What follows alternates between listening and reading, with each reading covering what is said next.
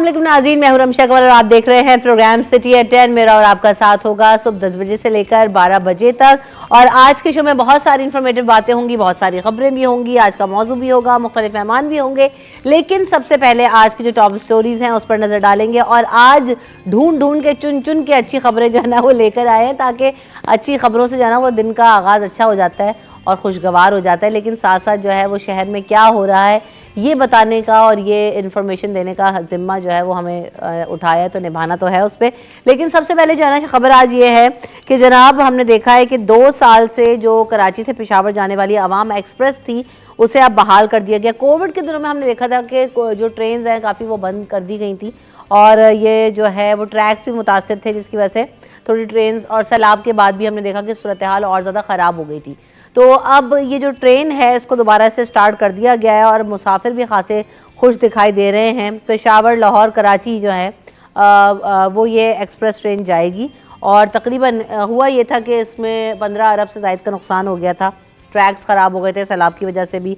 तो अब ये था कि खासा सफ़र लोगों के लिए करना, फिर ये हो रहा था कि बसेस में अगर जाना है तो 1 से 2 या ट्रेन में भी 1 से 2 उनको जो है वो मुतबादिल ढूंढने पड़ रहे थे। तो अब ये अच्छा हो गया है कि ये ट्रेन का आगाज़ हो जाएगा अवाम एक्सप्रेस का, तो लोगों के लिए जो सफ़र करते हैं उनके लिए आसानी हो जाएगी। एक और ख़बर ये है कि ज़िला जनूबी के जो मकीन हैं उनके लिए अब घर घर से जो कचरा उठाने के लिए सॉलिड वेस्ट मैनेजमेंट और टर्की की एक कंपनी है उसके दरमियान मुआहदा तय पा गया है। और हम देखते हैं कि पहले भी चाइना के साथ कोलैब किया था Sindh solid waste management department ने और कचरा उठाने का काम हो रहा था, कचरा उठाया जा रहा था, डस्टबिन्स लगाए गए थे। तो अब दोबारा से ऐसा लग रहा है कि अब ये टर्किश कंपनी के साथ भी मुआहदा हुआ है, अब ये कि वहाँ से भी ये कचरा उठाया जाएगा उनके साथ मिलकर और शहर को साफ़ सुथरा रखने के लिए काम का आगाज़ हो जाएगा। उसके अलावा एक और ख़बर सामने आई है जनाब, वज़ीर आला सिंध की तरफ से कराची के लिए अच्छी खबर है। वो ये है कि जो बसेज़ आई हुई थी उसके लिए फ़ंड्स जारी कर दिए गए हैं और बार बार हमने जैसे हमने प्रोग्राम में भी जिक्र किया था, शजील मेमन साहब भी ट्वीट करते रहे कि जनाब वो जो बसेस मौजूद हैं उनको ट्रैक पर लाया जाए, उनको सड़कों पर लाया जाए, उसके लिए तैयारी की जाए। तो अब वो आने के लिए लग रहा है तैयार हैं। अब फ़ंड्स उसको मुंतकिल किया जाएंगे ट्रांसपोर्ट कस्टमर्स में और जो है वो उनकी ड्यूटीज़ अदा किया जाएंगी, बसों को रिलीज़ करवाया जाएगा और वो बसें तमाम जो है वो सड़कों पर लाई जाएंगी। उसके अलावा जो ट्रांसपोर्ट का हल है उसके निकालने के लिए भी बात हुई, तो सर्कुलर रेलवे और BRT की जो तमाम लाइनें हैं उनको काम करने को मुकम्मल करने का कहा गया है, हिदायत जारी की गई हैं वज़ीर आला सिंध की जानिब से एक दफ़ा फिर। लेकिन हमने देखा था पहले भी हुआ और ये सामने तो नहीं आया कि होता हुआ अमल दरामद, लेकिन बहरहाल अच्छी खबर है, अल्लाह करे कि हो जाए, इस दफ़ा हो जाए, हम तो हर दफ़ा यही उम्मीद ज़ाहिर करते हैं। उसके अलावा अगर लियारी की बात की जाए तो हमने देखा कि लियारी एक्सप्रेस वे, अभी हम गुज़िश्ता दिनों में बात कर रहे थे ना कि शार फैसल का जो प्लान है ब्यूटिफिकेशन प्लान उसके हवाले से बात हो रही है। तो लियारी एक्सप्रेस वे से भी जो मुत्तसिल जितनी भी इमारतें आएंगी, या आपने देखा होगा आपका अगर गुजर हुआ तो वो जितनी भी घरेलू बिल्डिंग्स हैं कमर्शियल वो सारी आप जब एक्सप्रेस वे से गुजर रहे होते हैं तो आपको लेफ़्ट और राइट पर दिख रही होती हैं। तो अब उन पर रंग और रोगन किया जाएगा, उनको खूबसूरत बनाया जाएगा, क्योंकि वो वहाँ से लाखों लोग गुजरते हैं, तो अच्छा है कि उनको गुजरते वक्त अच्छा लगे। तो ये तमाम चीज़ें इस हवाले से प्रोजेक्ट्स का आगाज़ किया जाएगा। उसके अलावा LCs बंद हैं जिसकी वजह से ताजिर खासे परेशान दिखाई दे रहे हैं, सनतकार परेशान दिखाई दे रहे हैं और उनका ये कहना है कि भाई हमारे मसाइल बढ़ते जा रहे हैं, अगर आप LCs नहीं खोलेंगे इंडस्ट्रीज़ को खाम माल नहीं मिलेगा, प्रोडक्शन मुतासर होगी और हमारी जो ऑर्डर्स वगैरह हमें डिलीवर करना है उसमें भी हमें मुश्किलात का सामना करना पड़ेगा। तो खुदारा LCs को खोल दें ताकि हमारा जो कारोबार है वो चलाया जा सके, इस हवाले से भी बात होगी। और आज जो एनुअल रिपोर्ट है वो आ गई है सामने कि किस हद तक वाक़यात हुए। तो कराची में साल 2023 में 130 अफराद जो है वो डाकुओं के हाथों कत्ल कर दिए गए। ये मैं छीना झपटी की बात नहीं कर रही हूँ, कत्ल की बात कर रही हूँ। 130 अफराद को एक साल में मौत के घाट उतार दिए गए इस शहर में और जो तकरीबन 82,000 लोग हैं उसमें अरबों रुपए की अशिया से लोग महरूम हो गए, जिनके लैपटॉप छीने गए, मोबाइल छीने गए, गाड़ियाँ छीनी हैं। तो मतलब काफ़ी ज़्यादा नुकसान हुआ, इस हवाले से भी बात करेंगे। एनुअल रिपोर्ट आ गई है। तो हमारे साथ जो हमारे मेहमान मौजूद हैं उनका तारुफ आपसे करवाते हैं। मेरे साथ मेराज अख्तर साहब मौजूद हैं। Welcome to the show Meraj भाई, अस्सलाम वालेकुम, कैसे हैं आप?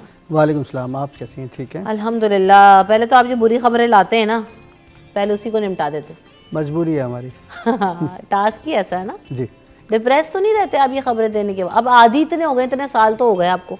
देखें आदी तो हो जाता है लेकिन ये डिप्रेशन वाली ही खबरें होती हैं। हाँ जाहिर सी बात है, नुकसान नुकसान नुकसान, कत्ल, लाश, हादसा, ज़ख्मी, लूट मार, बस और वो तो वही वाली बात है ना कि आप कटी पिटी लाशें देखो या किसी को शहरी को लुटता हुआ रोता हुआ देखो तो फिर वो तो सेंटिमेंट तो हमेशा सेम ही रहेगा, उसमें कोई फ़र्क तो मेरे ख्याल से नहीं आता होगा, है ऐसे ना। ही है, ऐसे ही ऐसे। बहरहाल साल 2023 में जो है वो 130 अफराद को हाथों डाकुओं के हाथों कत्ल हो गए इस शहर में। बिल्कुल उसके अलावा मोबाइल छीनने की वारदातें, उसमें तकरीबन 82,000 लोग जो है वो मुतासर हुए हैं, अरबों रुपए की अशिया उनसे लूट ली गई।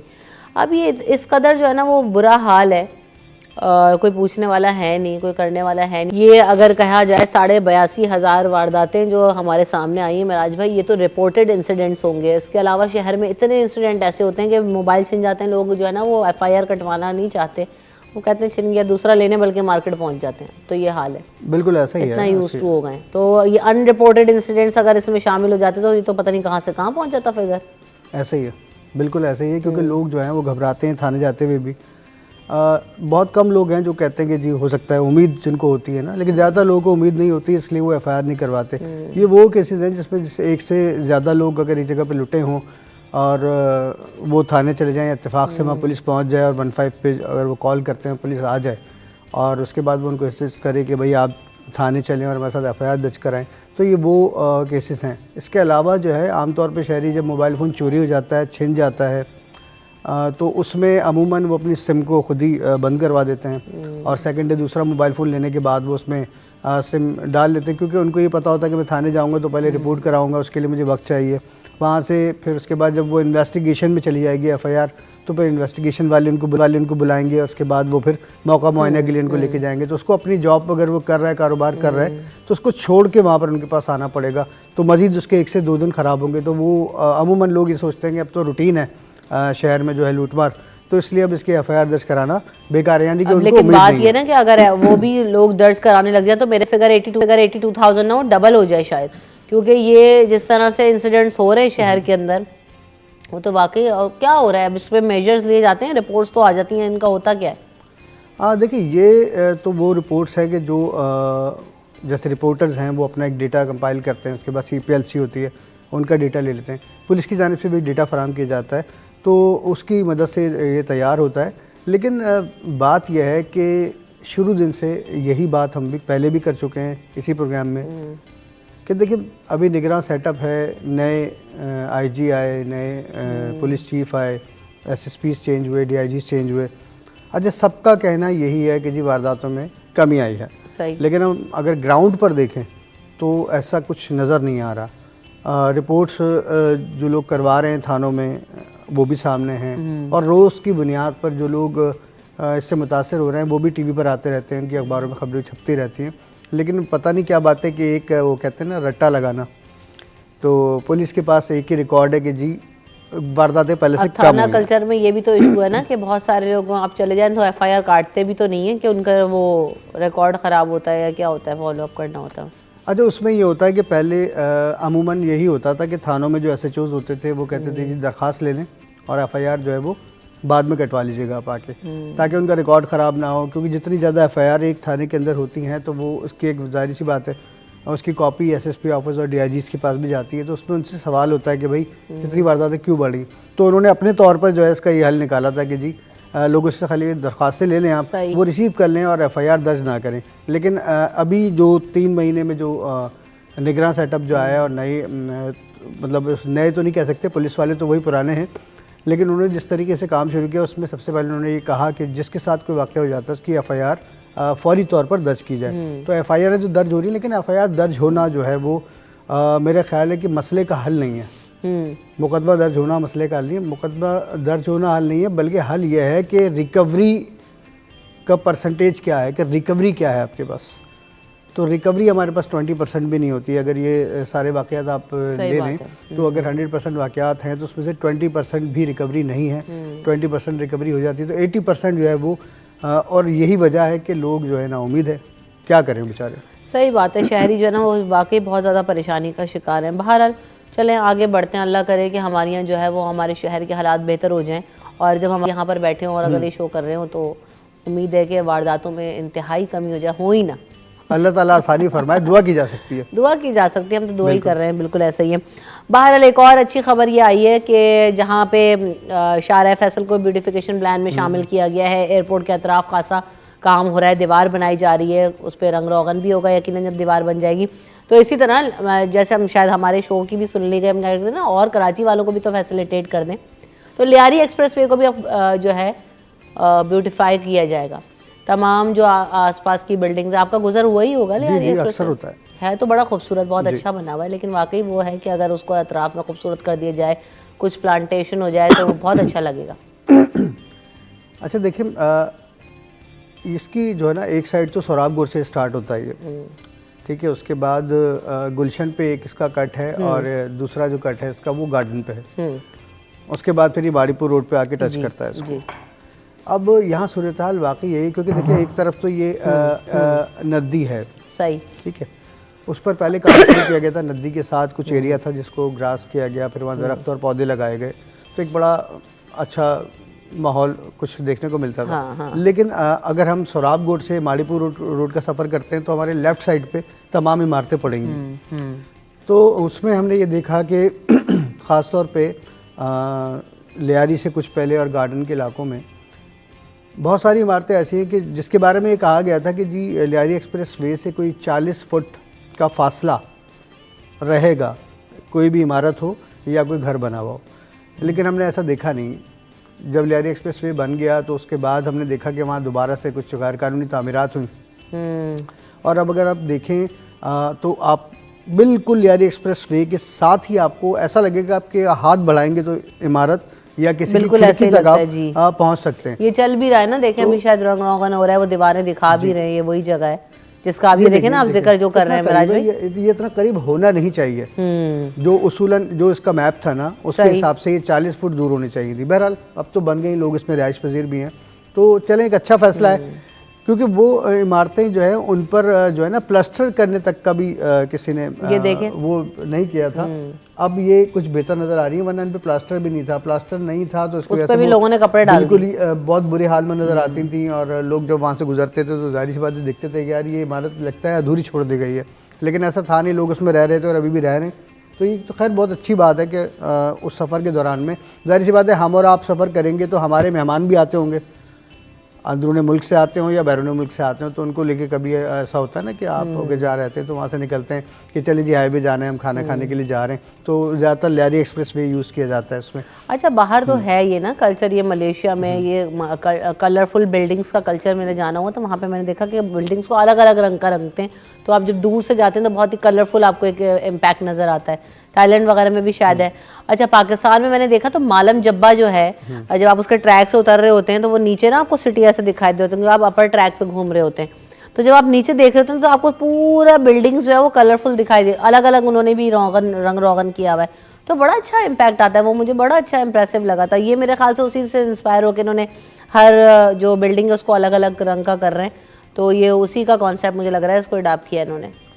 खैर देखिए बहुत अच्छी बात है, और चले इसी बहाने पे रंग और रोगन हो रहा है और खूबसूरती आ रही है। अब शहरियों को भी चाहिए जरा सा तमीज का मुजाहरा करें ना, वो देखें अभी हरे रंग की दीवार, उसमें फिर कपड़े फैलाए। देखिए शहरी जब तक साथ नहीं देंगे ना इंतजामिया का, तो जब तक तो मामला बन नहीं सकते। जैसे लास्ट टाइम हमारी बात हो रही थी, वो जो अपना जो पीपल्स बस सर्विस है उसमें से चीज़ें सामान चोरी होना शुरू हो गया था, तो बात ये थी कि जब तक हम खुद ख्याल नहीं रखेंगे चीज़ों का तो उस वक्त तक बेहतरी नहीं आएगी। बहरहाल बहुत अच्छा फैसला है ये, और अच्छा भी लगेगा, हमें भी सफ़र में अच्छा लगेगा, और जो बाहर से आने वाले उनको भी अच्छा लगेगा कि भाई हम कराची आए हैं।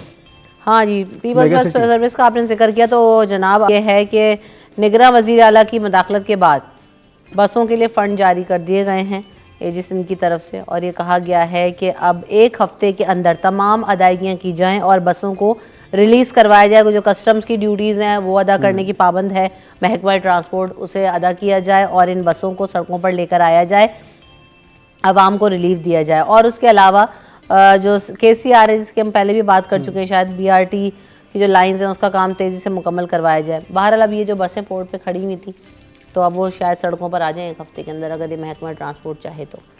हमारे यहाँ जो महकमा ट्रांसपोर्ट है उसने बड़े अरसे बाद और बरसों बाद ये हमें एक मंसूबा दिया था, वो भी वफाक के ताउन से दिया था, जिसमें एक पीपल्स बस सर्विस भी चल रही है, ग्रीन बस भी हमारे यहाँ चल रही है, उनके लिए ट्रैक्स भी बने और बहुत अच्छा निज़ाम देखने में भी आया है, पुल वगैरह बने हैं, बहुत खूबसूरत भी रहा है और अच्छा है। तो ये पब्लिक की ज़रूरत है, क्योंकि हम सब कराची में जो है ना अपनी जो है गाड़ियाँ या मोटरसाइकिलें लाजमी रखते हैं लोग, अब वो जब सारी एक साथ सड़कों पर निकलती है तो उसके बाद बिल्कुल अज़दाम होता है, ना तो ट्रैफिक पुलिस उसको कंट्रोल कर पाती है, ना ही वो ट्रैफिक के मसाइल हमारे हल होते हैं। सड़कें इतनी अच्छी हैं नहीं। तो इस तरह की बसेस के आने से जब ये रूट पर अपने आ जाएंगी और ये BRT का मंसूबा जो इस वक्त बहरहाल लोगों के लिए अजियत का बायस बना हुआ है, ख़ासतौर पर जो यूनिवर्सिटी रोड पर सफ़र करते हैं उनके लिए बहुत ज़्यादा अजियत का बायस है। तो ये तो मंसूबे को सबसे पहले जल्दी कंप्लीट करें। उसके बाद अगर ये बसेस को लाते हैं तो उसमें बहुत सारे लोगों को आसानी होगी, क्योंकि जो लोग ऑफिस वगैरह जाते हैं अगर उनको सिंपल अपने घर के करीब से कोई ऐसी बस सर्विस मिलती है तो वो उसमें सवार होकर आराम से आ सकते हैं। मुझे ऐसा अपनी गाड़ी बाहर नहीं निकालेंगे वो। यही मैं बात कह रही हूँ कि दुनिया भर में हम देख रहे होते हैं ना कि एक तो पार्किंग इतनी महंगी होती है, एक मसला। दूसरा मसला ये कि ट्रांसपोर्ट सिस्टम उनका इतना स्ट्रांग होता है और इतना अच्छा होता है कि वो जनाब नहीं ले जाना चाहते अपनी गाड़ी। वीकेंड्स पे वो लोग गाड़ी निकाल रहे होते हैं, घूमने जाना है, वरना वैसे वो लोग सब बसेस में ट्रैवल कर रहे होते हैं। तो हमारियाँ भी मेरे ख्याल से मुझे ऐसा लगता है कि ये जब EV बस सर्विस आई, उसके अलावा ये peoples bus service, pink bus service जो हमने देखी, तो उसमें लोगों ने कहा कि हम जो है वो नहीं जाना चाहते बाइक्स पर, उस पर ये ज़्यादा बेहतर है बैठो 50 रुपये दो, 100 रुपये दो और चले जाओ। तो अगर हमारे पास अच्छी बसेस आ जाएं तो मेरे ख्याल से ट्रैफिक भी कंट्रोल हो जाएगा कि लोग जो इतनी बाइक्स पे लोग निकल रहे होते हैं, गाड़ियां लोग लेके जा रहे होते हैं। थोड़ा सा कल्चर डिफरेंट करना पड़ेगा हमें। दुनिया भर में लोग पब्लिक ट्रांसपोर्ट में ही सफर कर रहे होते हैं, हमारे यहाँ बस अब ट्रैफिक कितना खराब। आप सुबह आते में देखें आप 15 मिनट का रास्ता 1 घंटा हो जाता है खड़े में सब। कि तमाम लोग अपनी बाइक्स पर अपनी गाड़ियों में अगर निकलेंगे तो जाहिर सी बात है सड़कें तो वही हैं जो बरसों पहले एक मैप के हिसाब से बनाई गई थी। उनको तो बढ़ाया नहीं जा सकता क्योंकि उनके अतराफ में दुकानें हैं या घर बने हुए हैं, उनको बढ़ाना तो मुमकिन नहीं है। और गाड़ियाँ जो हैं वो रोज़ के हिसाब से बढ़ रही हैं, रजिस्ट्रेशन भी उनकी ज़्यादा हो रही है, बाइक्स जो है रोज़ के हिसाब लाखों के हिसाब से बाइक्स हैं, फिर कारें हैं। तो अब लोगों को अगर कोई अच्छी सफरी सहूलियात मिलेंगी और वो अपने ऑफिस टाइम पर उसमें पहुँच पाएंगे, उनका फ्यूल माहौल भी आलूदा होने से बचेगा, क्योंकि माहौल दोस्त वाले मामलात भी आएंगे, कुछ बेहतरी की सूरत तो आएगी अगर ऐसा हो जाए। और यकीन करें कि अगर ऐसा होगा तो शायद मैं भी ये कोशिश करूंगा कि मैं अपनी गाड़ी जो है वो ना निकालूं बिला वजह, मैं अपना फ्यूल खर्च करूं और ट्रैफिक जैम की और सारे मसाइल से निपटता हुआ। देखें ना कि कितनी एंजाइटी, आप गाड़ी चला रहे हैं सुबह में और जो है ना रश इतना हो रहा है, फंसे में आप बस में तो ये बैठो सो जाओ। देखिए जो खुद ड्राइविंग करता है उतर जाएंगे आराम से, जो खुद ड्राइविंग करता है ना उसको ज़हनी अजियत से गुजरना पड़ता है। और खाली खाली रोड हो ना तो आप निकल जाएं, वो जी जैम पैक रश में आप सुबह सुबह दिमाग ख़राब आपका हो जाता है, पूरा शहर जैम हुआ होता है। आप किसी भी सड़क पर से चले जाएं, ऑफिस पहुँचते पहुँचते जो प्लान आपके जहन में होते हैं ना वो सारे जो है ना वो भूल जाते हैं। आप ऑफिस पहुँचने के बाद आपको याद आता है कि हाँ मैंने अब करना क्या था। बिल्कुल ऐसा ही है। तो ये है कि अच्छा ट्रांसपोर्ट सिस्टम को स्ट्रांग होना चाहिए। वो जो KCR की बात है उसको भी जो है ना वो दोबारा से एक्टिव हो जाए तो बल्कि लोगों के लिए बहुत आसानी हो जाएगी।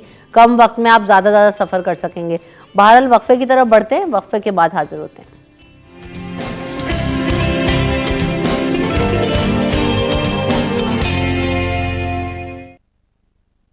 सिटी एट 10 में आपको एक बार फिर कहेंगे खुश आमदीद। और साथ साथ आज जो हमारी टीम मेंबर हैं शुमाइला, उनकी बर्थडे भी है तो उनको मैं विश करूंगी हैप्पी बर्थडे शुमाइला। और केक आपके लिए मंगा लेते हैं, आप तैयार होकर आ जाएं और जो है ना वो आपका केक यहीं पे काट लेते हैं। सही है, तैयार हो जाओ। तो जनाब आप आ जाएं। अब हम बात कर लेते हैं जनाब, कचरा उठाया जाएगा।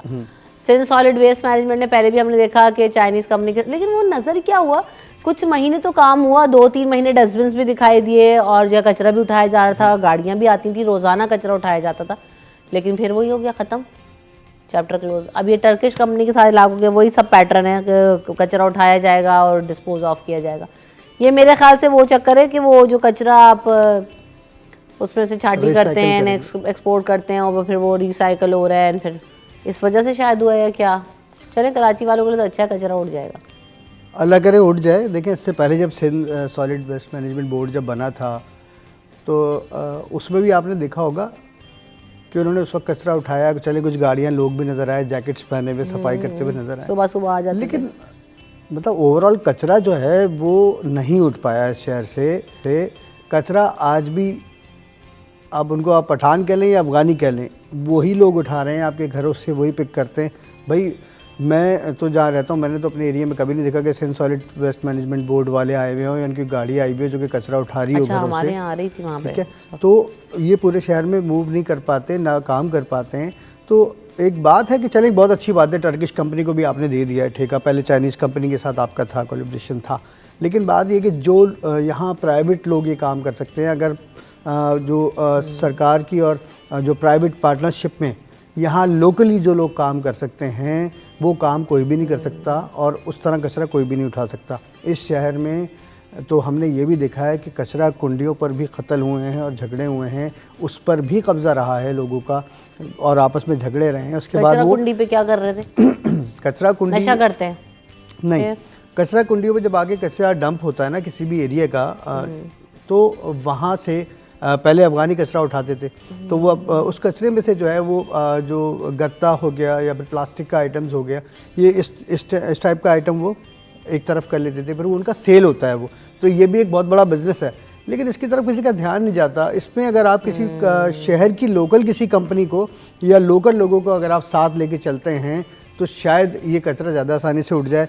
लेकिन बहरहाल हुकूमत का फैसला है, हो सकता है कुछ बेहतर समझ के उन्होंने किया हो। अच्छा, गली मोहल्ले के साथ साथ ये जो बड़े बड़े डंपिंग स्टेशन शहर के बीचों बीच बना दिए हैं, इतना इतना कचरा वहाँ पर डंप हो रहा है, तो वो मेरे ख्याल से उसको पहले डिस्पोज ऑफ किया जाए, जलाया जाए, हटाया जाए, कुछ ना कुछ किया जाए, क्योंकि वो बहुत ज़्यादा मुज़र सेहत है। और अगर उसमें आग भी लगाओ जलाने के लिए तो इतना गंदा उसमें से धुआं निकल रहा होता है कि वो फिजा को आलूदा ही कर रहा होता है ना, उसका धुआं भी निकल के फिजा को आलूदा करेगा। अभी हम हम जहाँ पे बैठे हैं हमारे ऑफिस आते में, ये जो आपको एक्सप्रेसवे से पहले खाली जगह दिखती है, वहाँ कितना डंप हुआ हुआ है कचरा। बिल्कुल ऐसे ही। अगर उसमें आग भी लगा दें तो वहाँ से गुजरना कितना मुश्किल हो जाता है। इसी तरह आप ये मलीर नदी से जब आप जा रहे हो और आप सिंगर या मुर्तज़ा चौरंगी की तरफ आप निकल रहे हो, तो वहाँ पर भी एक बहुत बड़ा ना डंपिंग स्टेशन उन्होंने टाइप का बनाया हुआ है कचरा डालने के लिए। बिल्कुल ऐसा है। और पहाड़ बने हुए हैं वहाँ, तो इतने बड़े बड़े कचरे, उसको तो उठा नहीं रहे।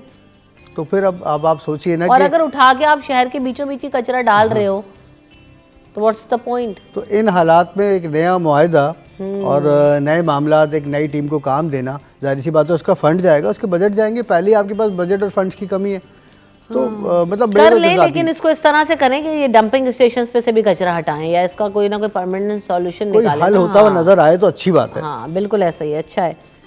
बहरहाल इसके अलावा हम देख रहे हैं कि आवाम के लिए जो एक्सप्रेस ट्रेन है उसका भी इफ्तिताह हो गया, दोबारा से उसको कर दिया। सैलाब आया था तो वो उसका ट्रैक मुतासर और ट्रेन्स बंद भी हुई। हमने कोविड में भी देखा कि काफ़ी ट्रेन्स का जो है वो मामला डिस्टर्ब हो गए थे, उसके बाद से अभी तक भी बहुत सारी ट्रेन ऐसी हैं जो अभी नहीं चली, लेकिन बहरहाल वापस स्केजुअल पे आ रहे हैं और जो है आवाम एक्सप्रेस को स्टार्ट किया जा रहा है। तो अच्छा है, चले, आवाम के लिए मुश्किल थी, आसानी हो जाएगी, लोग जाने आना तो कर, और अभी छुट्टियों से पहले हो गया है जी, ये भी अच्छा है क्योंकि अब तो लोग सफ़र करेंगे। जाहिर सी बात है अभी दिसंबर की जो मौसम सरमा की जो तातीलात हैं बिल्कुल उसका ऐलान हो गया, तो उसके बाद जाहिर सी बात है लोग कहीं ना कहीं अपने रिश्तेदारों में या फिर घूमने फिरने के लिए यहाँ से निकलेंगे ही। बस ये कि ट्रेनों का तो जो प्राइवेटाइज हो चुकी हैं या ठेके सिस्टम पर चल रही हैं उनका तो बहुत अच्छा हाल है, और सरकार वाली ट्रेनें भी बहरहाल चल ही रही हैं। अच्छा, अब चक्कर ये कि वाकई ट्रेन्स में जो है ना वो बेहतरी आ गई है वैसे। जो ये ग्रीन लाइन वगैरह आई हैं या जो एक्सप्रेस ट्रेन्स आई हैं उनमें मामला बहुत बेहतर है। इसकी वजह प्राइवेट सेक्टर है ना, ये सरकार तो नहीं चला रही। सरकारी खाते में तो आज भी जो हमारा रेलवे का जो महकमा है वो खसारे में ही है, मुश्किलात से दो चार खसारे से मुझे लगता है निकालना चाहते नहीं है, निकल सकता ऐसा ही लगता है क्योंकि इतना बड़ी तादाद में लोग सफ़र कर रहे होते हैं। अब आप देखिए ना कि एक ट्रेन को, जैसे ग्रीन लाइन है, ग्रीन लाइन को आपने ठेके पे दिया ना, किसी प्राइवेट कंपनी को दिया, वो भी तो चला रहे हैं ना उसको, वो भी उसकी सफाई का ख्याल रख रहे हैं, वो उसमें आपको लंच भी दे रहे हैं, उसमें उसको डिनर भी आपको दे रहे हैं और साफ सुथरा माहौल है, बिस्तर दे रहे हैं, स्लीपर्स में ये तो आपको हर चीज़ दे रहे हैं, एसी दे रहे हैं। देखिए पैसे ऊपर है। अच्छी सफ़र के लिए, अच्छी सफरी सहूलत के लिए लोग, हम और आप भी पैसे खर्च करने के लिए तैयार हैं कि अगर अच्छा सफ़र मिलेगा हमें तो हम अच्छे पैसे दे देंगे। और लोग ऐसा मुझे लगता है ट्रेनों में सफ़र करना भी चाहते हैं, एक तो एंजॉयमेंट का फैक्टर है, सस्ता है, बच्चों को भी ले जाते हैं, एक से दूसरी जगह करने में आसान भी रहता है, तो लोग चाहते हैं कि अच्छी ट्रेन हो तो भाई सफ़र करेंगे। बिल्कुल चाहते हैं, उसकी एंजॉयमेंट ही अलग है। मुझे तो हवाई जहाज से ज़्यादा ट्रेन का सफ़र और बाय रोड आप गाड़ी बच्चे भी खुश होते हैं, इसमें लोग होते हैं, जाहिर सी बात है। आप पूरा पाकिस्तान देखते हुए जाते हैं, अगर कहीं भी सफ़र कर रहे हैं, सब कुछ आराम से सुकून से देखते हुए जा रहे हैं, बच्चे भी एंजॉयमेंट कर रहे हैं, खाते पीते जा रहे हैं, तो उसकी एक एंजॉयमेंट अलग ही है उस जर्नी की जो है ना। लेकिन अगर कुछ बेहतरी आ जाए उसमें, विफाक के हाथ में जाहिर सी बात है ट्रेनों के सारे मामला, लेकिन आज तक हमने ये नहीं देखा। आज भी आप अगर ट्रेन का नॉर्मल एक टिकट बुक करवाने के लिए जाते हैं तो आपको 1 महीने पहले बुक करवाना पड़ता है। ये तो सूरत हाल है। तो इसका मतलब आप ये भी देखें ना कि डिमांड भी तो है, बेहतरी नहीं ला रहे हैं, खसारा कैसे में चल रहा है, इतने लोग सफ़र कर रहे हैं, जा रहे हैं, आ रहे हैं। ये सबसे बड़ा सवाल है ना कि जब आपके पास टिकट की बुकिंग 1 महीने से पहले की नहीं है तो फिर खसारा किस चीज़ का है और खसारा क्यों है? अब ये सारे वो सवाल आते हैं जो बरसों से गर्दिश करते हैं, लेकिन इसका कोई जवाब नहीं मिल पाता। बिल्कुल सही कह रहे हैं आप। अच्छा, दूसरी तरफ हम ये भी देख रहे हैं कि जो एलसीज हैं वो बंद हैं, तो जिसकी वजह से ताजर और सनतकार खासे परेशान दिखाई दे रहे हैं। और मसला ये अरसे से ये कह रहे हैं कि एलसीज खोल दिए जाएं। इन्होंने एहतजाज भी किया। अब केमिकल है, धागे हैं, खाम माल है, कैसे बनाया जाएगा जब तक ये जो है ना स्टेट बैंक नहीं खोलेगा। वो कई दफ़ा कह चुके हैं इस बारे में, उन्होंने एहतजाज भी किए हैं ताजर बरादरी ने काफ़ी। देखें, आखिरी अगर चंद माह पहले की बात की जाए तो बहुत ही बदतर सूरत हाल थी उस वक्त। तो उसके बाद एक थोड़ा सा हमने देखा कि रिलैक्स आया है इसमें ना, कुछ एलसीज खोली भी गई और इंपोर्ट में कुछ मुकम्मल तौर पे लेकिन नहीं खुला। जी हाँ, मुकम्मल तौर पर नहीं खुला, लेकिन इंपोर्ट को कुछ उन्होंने रिलैक्स दिया, तो लोगों ने अपने माल और खाम माल वगैरह मंगवाना शुरू किया। हालांकि डॉलर की रेट तो खैर अभी तक जो है वो मुस्तहकम नहीं हो सके हमारे यहाँ। तो खैर महंगाई का तो अंसर है, सारे मामलात हैं, लेकिन अब फिर से एलसीज का बंद होना इसका मतलब है कि ये ख़तरे की एक और घंटी है हमारे लिए कि माशी हालात बेहतर नहीं हैं। एलसीज बंद होने का मकसद यही होता है कि आपके पास डॉलर्स नहीं हैं या आप डॉलर्स देना नहीं चाह रहे, और उसकी वजह यही होती है कि आप माशी तौर पर मुस्तहकम नहीं है। तो एलसीज बंद होने से ज़ाहिर सी बात है कि जो खाम माल अपने सनतकारों ने मंगवाना है दूसरे ममालिक से, वो नहीं आएगा। जब वो नहीं आएगा तो ज़ाहिर सी बात है यहाँ पर तो डिमांड में इजाफा होता रहेगा, नहीं आएगा। और जो यहाँ पर तैयार माल है और जो स्टॉकर्स ने ख़रीद के रखा हुआ है, अपने पास सेव किया हुआ है, तो ऑटोमेटिकली उसके दाम जो है बढ़ेंगे और यकीन करें कि वो दुगने भी हो जाएंगे, इतना भी इसमें फ़र्क आएगा। अच्छा, इस सब का ख़मियाज़ा जो है, सनतकार तो बेचारा कारोबार कर रहा है, वो बिज़नेस के हवाले से जो है इस नुकसान को बर्दाश्त करेगा, लेकिन मैं, आप और एक आम शहरी जो है इससे अफेक्ट होंगे अगर ये एलसीज नहीं खुलेगी। बहरहाल अब कोशिश तो जारी है, ज़ाहिर सी बात है सनतकारों की तरफ से उनकी मुलाकातें भी जारी हैं, ज़ाहिर सी बात है निगरान सेटअप है, और वो यकीन दहानी भी करवा रहा है कि बारहा ताजरों को, सनतकारों को, कि उनका जो भी मसाइल हल किए जाएंगे, उनको फेवर की जाएगी। आपने देखा होगा गुज़िश्ता भी हफ़्तों में कुछ मुलाकातें भी ताजरों से और सनतकारों से की गई हैं, आला काबरीन की जो है, और उनको यही यकीनदहानी कराई गई थी कि जी आपके मसाइल को फिलफोर हल किया जाएगा। लेकिन अभी फ़िलहाल जो सूरत लग रही है, अब एलसीज नहीं खुल रही, तो इसका मतलब है कि अभी तक मामला जो है वो स्टेबल हो नहीं पाए हैं, और शायद ये स्टेबल जब ही हो जब शायद इलेक्शन हमारे यहाँ हो जाए और कोई हुकूमत बन जाए, तो उसके बाद शायद कोई बेहतरी आ सके। लेकिन इस वक्त सनतकार परेशान हैं, और उनके साथ साथ जो छोटे ताजर हैं वो भी परेशान हैं, और जब वो परेशान होंगे तो ऑटोमेटिकली मैं और आप और एक आम शहरी जो है वो इससे परेशान होगा। बिल्कुल ऐसा ही है। तो अब ये है कि और मेरे ख्याल से ऐसा है कि बिजनेस कम्युनिटी को फैसिलिटेट करेंगे तो ही जो है ना वो सिचुएशन बेहतर हो सकेगी। आप अभी तक जो है ना ये मामला आप हल कर सकते थे, बहुत कई माह हो गई एलसीज के मामले, तकरीबन 7-8 माह से ज़्यादा हो गया, और जिनका वाकई खाम माल रॉ मटेरियल फंसा हुआ है वो तो परेशान होंगे, वो कैसे डिलीवर करेंगे, बाहर के ऑर्डर्स भी होते हैं, अंदर के भी होते हैं, तो क्रिटिकल सिचुएशन है। लेकिन वो मुकम्मल तौर पे हमारी खपत पूरी नहीं हुई ना, पाकिस्तान की खपत या कराची की खपत अगर उसको कहें तो वो पूरी नहीं हो पा रही है उसमें।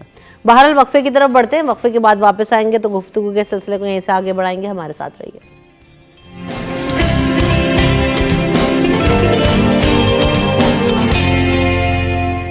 Welcome back in the show. तो जनाब हम देख रहे हैं कि इलेक्शन की तैयारियां ज़ोरों शोर से अब जारी हो जाएंगी और होना शुरू हो गई हैं। आज जो है वो इलेक्शन 2024 के जो कागजात नामजदगी हैं उनको उनके कागजात जमा कराने का अमल जो है वो शुरू हो चुका है। तो इस हवाले से हमारी नुमाइंदा जो है वो हमारे साथ मौजूद है, उनसे बात करते हैं। अक्सा हमें इस हवाले से बताएंगी। जी अक्सा, बताइएगा किन किन जगहों से जो है वो कागजात नामजदगी जमा करवाए गए हैं और क्या आपके पास अपडेट है? जी बिल्कुल, आम इंतखाबात का पहला मरहला शुरू हो चुका है। पहले मरहले का आगाज़ जो है वो कागजात नामजदगी से किया है। कागजात नामजदगी की जो है वो आज सुबह 8:30 बजे से आगाज़ हो गया था। मैं इस वक्त डिस्ट्रिक्ट सेंटर में मौजूद हूँ, जहाँ अब तक जो है वो कोई भी उम्मीदवार नहीं आया। पहले दिन हम ये देखते हैं कि लिहाजा जो उम्मीदवार आते हैं वो कागजात लेके जाते हैं। बात की जाए कागजात नामजदगी जमा करवाने की, तो कागजात नामजदगी की कौमी असम्बली की जो फ़ीस है वो 30,000 है, जबकि सूबाई असम्बली की फ़ीस 20,000 है। डिस्ट्रिक्ट सेंटर में कौमी असम्बली की 4 नशिस्तें जबकि सूबाई असम्बली की 9 नशिस्तें। इस तरह डिस्ट्रिक्ट सेंट्रल से जो है वो कुल मिलाकर 13 नशिस्तें जो है वो निकाली जा रही हैं। अब तक जो है वो यहाँ पर कोई भी असम्बली या कोई भी सूबाई असम्बली कोई भी उम्मीदवार जो है वो यहाँ पर नहीं आया है।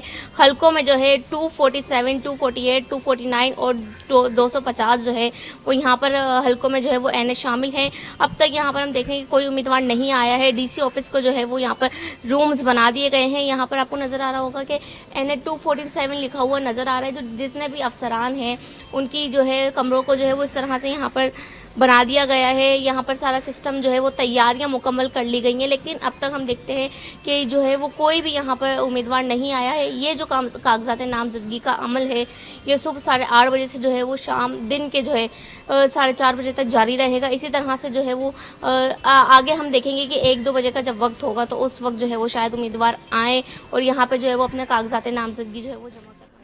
तो जैसे कि हमें अक्सर बता रही थी कि इस वक्त जो कौमी असम्बली है उसकी 22 और सूबाई असम्बली की 47 नशिस्तों पर जो उम्मीदवार हैं उनके कागजातों को जमा कराने का सिलसिला शुरू हो गया है और कागजातों की वसूली जो जारी है। टाइम दिया गया 9 बजे से लेकर शाम 5 बजे तक। और जैसे भी बताया DC सेंट्रल में तो कोई आया ही नहीं जमा कराने, तो ये कितने दिन का टाइम होता है ये आप जमा करा सकने में? इसमें तकरीबन 3 से 4 दिन का टाइम होता है और जाहिर सी बात है अभी सुबह सुबह का वक्त है, लोग आहिस्ता आहिस्ता निकलेंगे, शाम तक का टाइम है। और आज पहला दिन है तो इतना कोई ऐसा नहीं है कि बिल्कुल आखिरी तारीख आ गई। तो हमारे यहाँ तो वैसे भी जब बिल्कुल आखिरी तारीख होती है या आखिरी वक्त शुरू हुआ होता है तो उस वक्त लोग भागते हैं। 22 दिसंबर लास्ट डेट है और 23 को जो है वो फहरिस्त जारी कर दी जाएगी उम्मीदवारों की। तो 22 तारीख तक का टाइम इन्होंने दिया। तो ये अभी तो खैर एक डिस्ट्रिक्ट सेंट्रल का आपने देखा DC सेंट्रल ऑफिस का, लेकिन दूसरे जो डिस्ट्रिक्ट हैं जैसे किमाड़ी है और दीगर जो है इलाके हैं वहाँ पर लोग आना शुरू हो गए हैं और कागजात नामजदगी अपने जमा करवा रहे हैं। जाहिर सी बात है इलेक्शन की तैयारियों के लिए पहले से प्लान होता है और प्लान किया हुआ होगा उन लोगों ने, वो आहिस्ता आहिस्ता पहुँचना शुरू हुए। जाहिर सी बात है सुबह का वक्त है तो कुछ इलाकों में तो लोग DC ऑफिस में पहुँचे हैं जिन्होंने अपने कागजात जमा कराने का मतलब सिलसिला शुरू हो गया है अब, और कहीं अभी नहीं पहुँचे जहाँ आपसे कुछ देर पहले मतलब बात जो है वो पहुँचना शुरू हो जाएंगे। जाहिर सी बात है जमा तो कराने क्योंकि इलेक्शन की उम्मीद तो सबको है और इस दफ़ा वैसे भी जो हमारी सियासी जमातें हैं ख़ासतौर पर कराची की जो लोकल जमातें हैं उनकी जानिब से भी बड़ा जोर जमात इस्लामी ने भी ऐलान किया है कि वो इलेक्शन लड़ेंगे। बिल्कुल कैंपेन्स तो बड़ी अच्छी स्ट्रॉन्ग करते हैं, लेकिन वोट बैंक पता नहीं क्या होता है उनके साथ।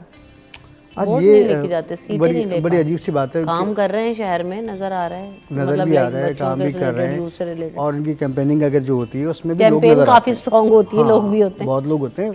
मतलब उसमें लेडीज़ का बड़ा अमल दखल होता है। अगर उन्होंने खवातीन को बुलाया हुआ तो खवातीन भी बड़ी तादाद में। मेरे ख्याल से MQM के बाद ये दूसरी जमात है जिसमें जो वुमेन विंग है वो इतना स्ट्रॉन्ग है, क्योंकि MQM में हम देखा था कि MQM का वुमेन विंग वेरी स्ट्रॉन्ग। बिल्कुल बिल्कुल वो काफ़ी एक्टिव खवातीन उन्होंने रखी होती हैं और हमेशा उनकी खवातीन बहुत एक्टिव नज़र आती हैं और सियासत में बहुत पहले से हैं उनकी खवातीन। उनकी भी हैं और अभी इनकी भी नज़र आ रही है। लेकिन बस अब ये बाय लक है कि शायद जब भी वो इलेक्शन लड़ते हैं तो कुछ पीछे रह जाते हैं। भारत से अच्छा इलेक्शन तो हो रहे हैं। हाँ, इस दफ़ा क्या? इस दफ़ा उनका यह है कि भरपूर तरीके से वो हिस्सा लेंगे, वरना अमूमन वो बायकॉट कर देते हैं किसी न किसी वजह से, अक्सर ऐसा देखा गया है। लेकिन ये है कि इस दफ़ा जो है ऐलान उनकी जानिब से किया गया है। मैं अभी कल ही एक अखबार में पढ़ रहा था, उनका बयान लगा हुआ था हाफिज़ साहब का भी, कि भाई भरपूर तरीके से जो है जमात इस्लामी इस इलेक्शन में हिस्सा लेगी और उनको उम्मीद भी है कि वो जीतेंगे। लेकिन उम्मीद तो खैर सबको होती है, अब वो चाहे MQM हो, पीपल्स पार्टी हो, नॉन लीग हो, कोई भी जमात हो, तो उम्मीद तो सबको होती है जीतने के लिए और जीतने के लिए लड़ा जाता है, क्योंकि हार जीत तो खैर चले इसका एक हिस्सा ही है। तो अब ये कि आज से कागजात नामजदगी जमा होने शुरू हुए हैं तो उम्मीद हो चलिए कि इलेक्शन इंशाल्लाह हो जाएंगे। इलेक्शन होने चाहिए, बर वक्त इलेक्शन होते हैं। तो बाकी आप ये जैसे अभी हम LCs की बात कर रहे थे, इकोनॉमिक सिचुएशन की बात करते हैं, प्रोजेक्ट्स की बात कर रहे थे, भाई अगर वक्त पर इलेक्शन होंगे तो ये सारी चीज़ें आगे कैरी फॉरवर्ड होंगी, परमानेंट सॉल्यूशंस निकलेंगे लोगों के मसाइल के हल की तरफ। अगर इलेक्शन नहीं होते तो लोगों के मसाइल भी हल नहीं हो पाते हैं, इकोनॉमिक सिचुएशन हल नहीं हो पाती, सामने क्लियर पिक्चर नहीं होती, एक स्टॉक एक्सचेंज का बुरा हाल हो जाता है। तो बहरहाल बात ये कि टाइमली चीज़ें चलती रहें तो बहुत बेहतर होता है। हम भी टाइम आ चुका है वक्त पर ब्रेक लेने का, तो वक्फा ले लेते हैं और वक्फे के बाद वापस आ जाएंगे।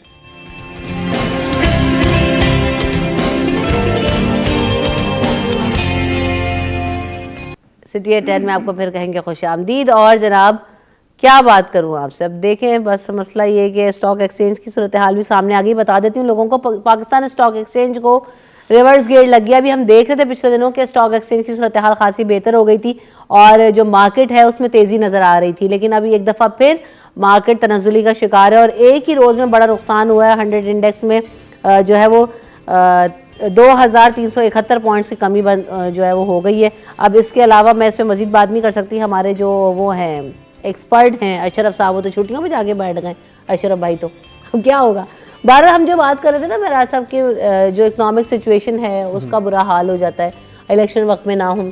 आपको क्या लगता है कि इस दफ़ा जो इलेक्शंस हो रहे हैं, हमने अभी पिछले दिनों भी बात की, अभी कराची की सूरत हाल पर अगर ख़ासतौर पर बात की जाए तो पीटीआई ने पिछली दफ़ा जैसे खासी सीटें जीती और एक बड़ा वोट बैंक था, अभी उस तरह से दोबारा से अभी फ़िलहाल वो चाहे कह तो लें लेकिन एक्टिव वो लोगों का रुझान उस तरफ नज़र नहीं आ रहा।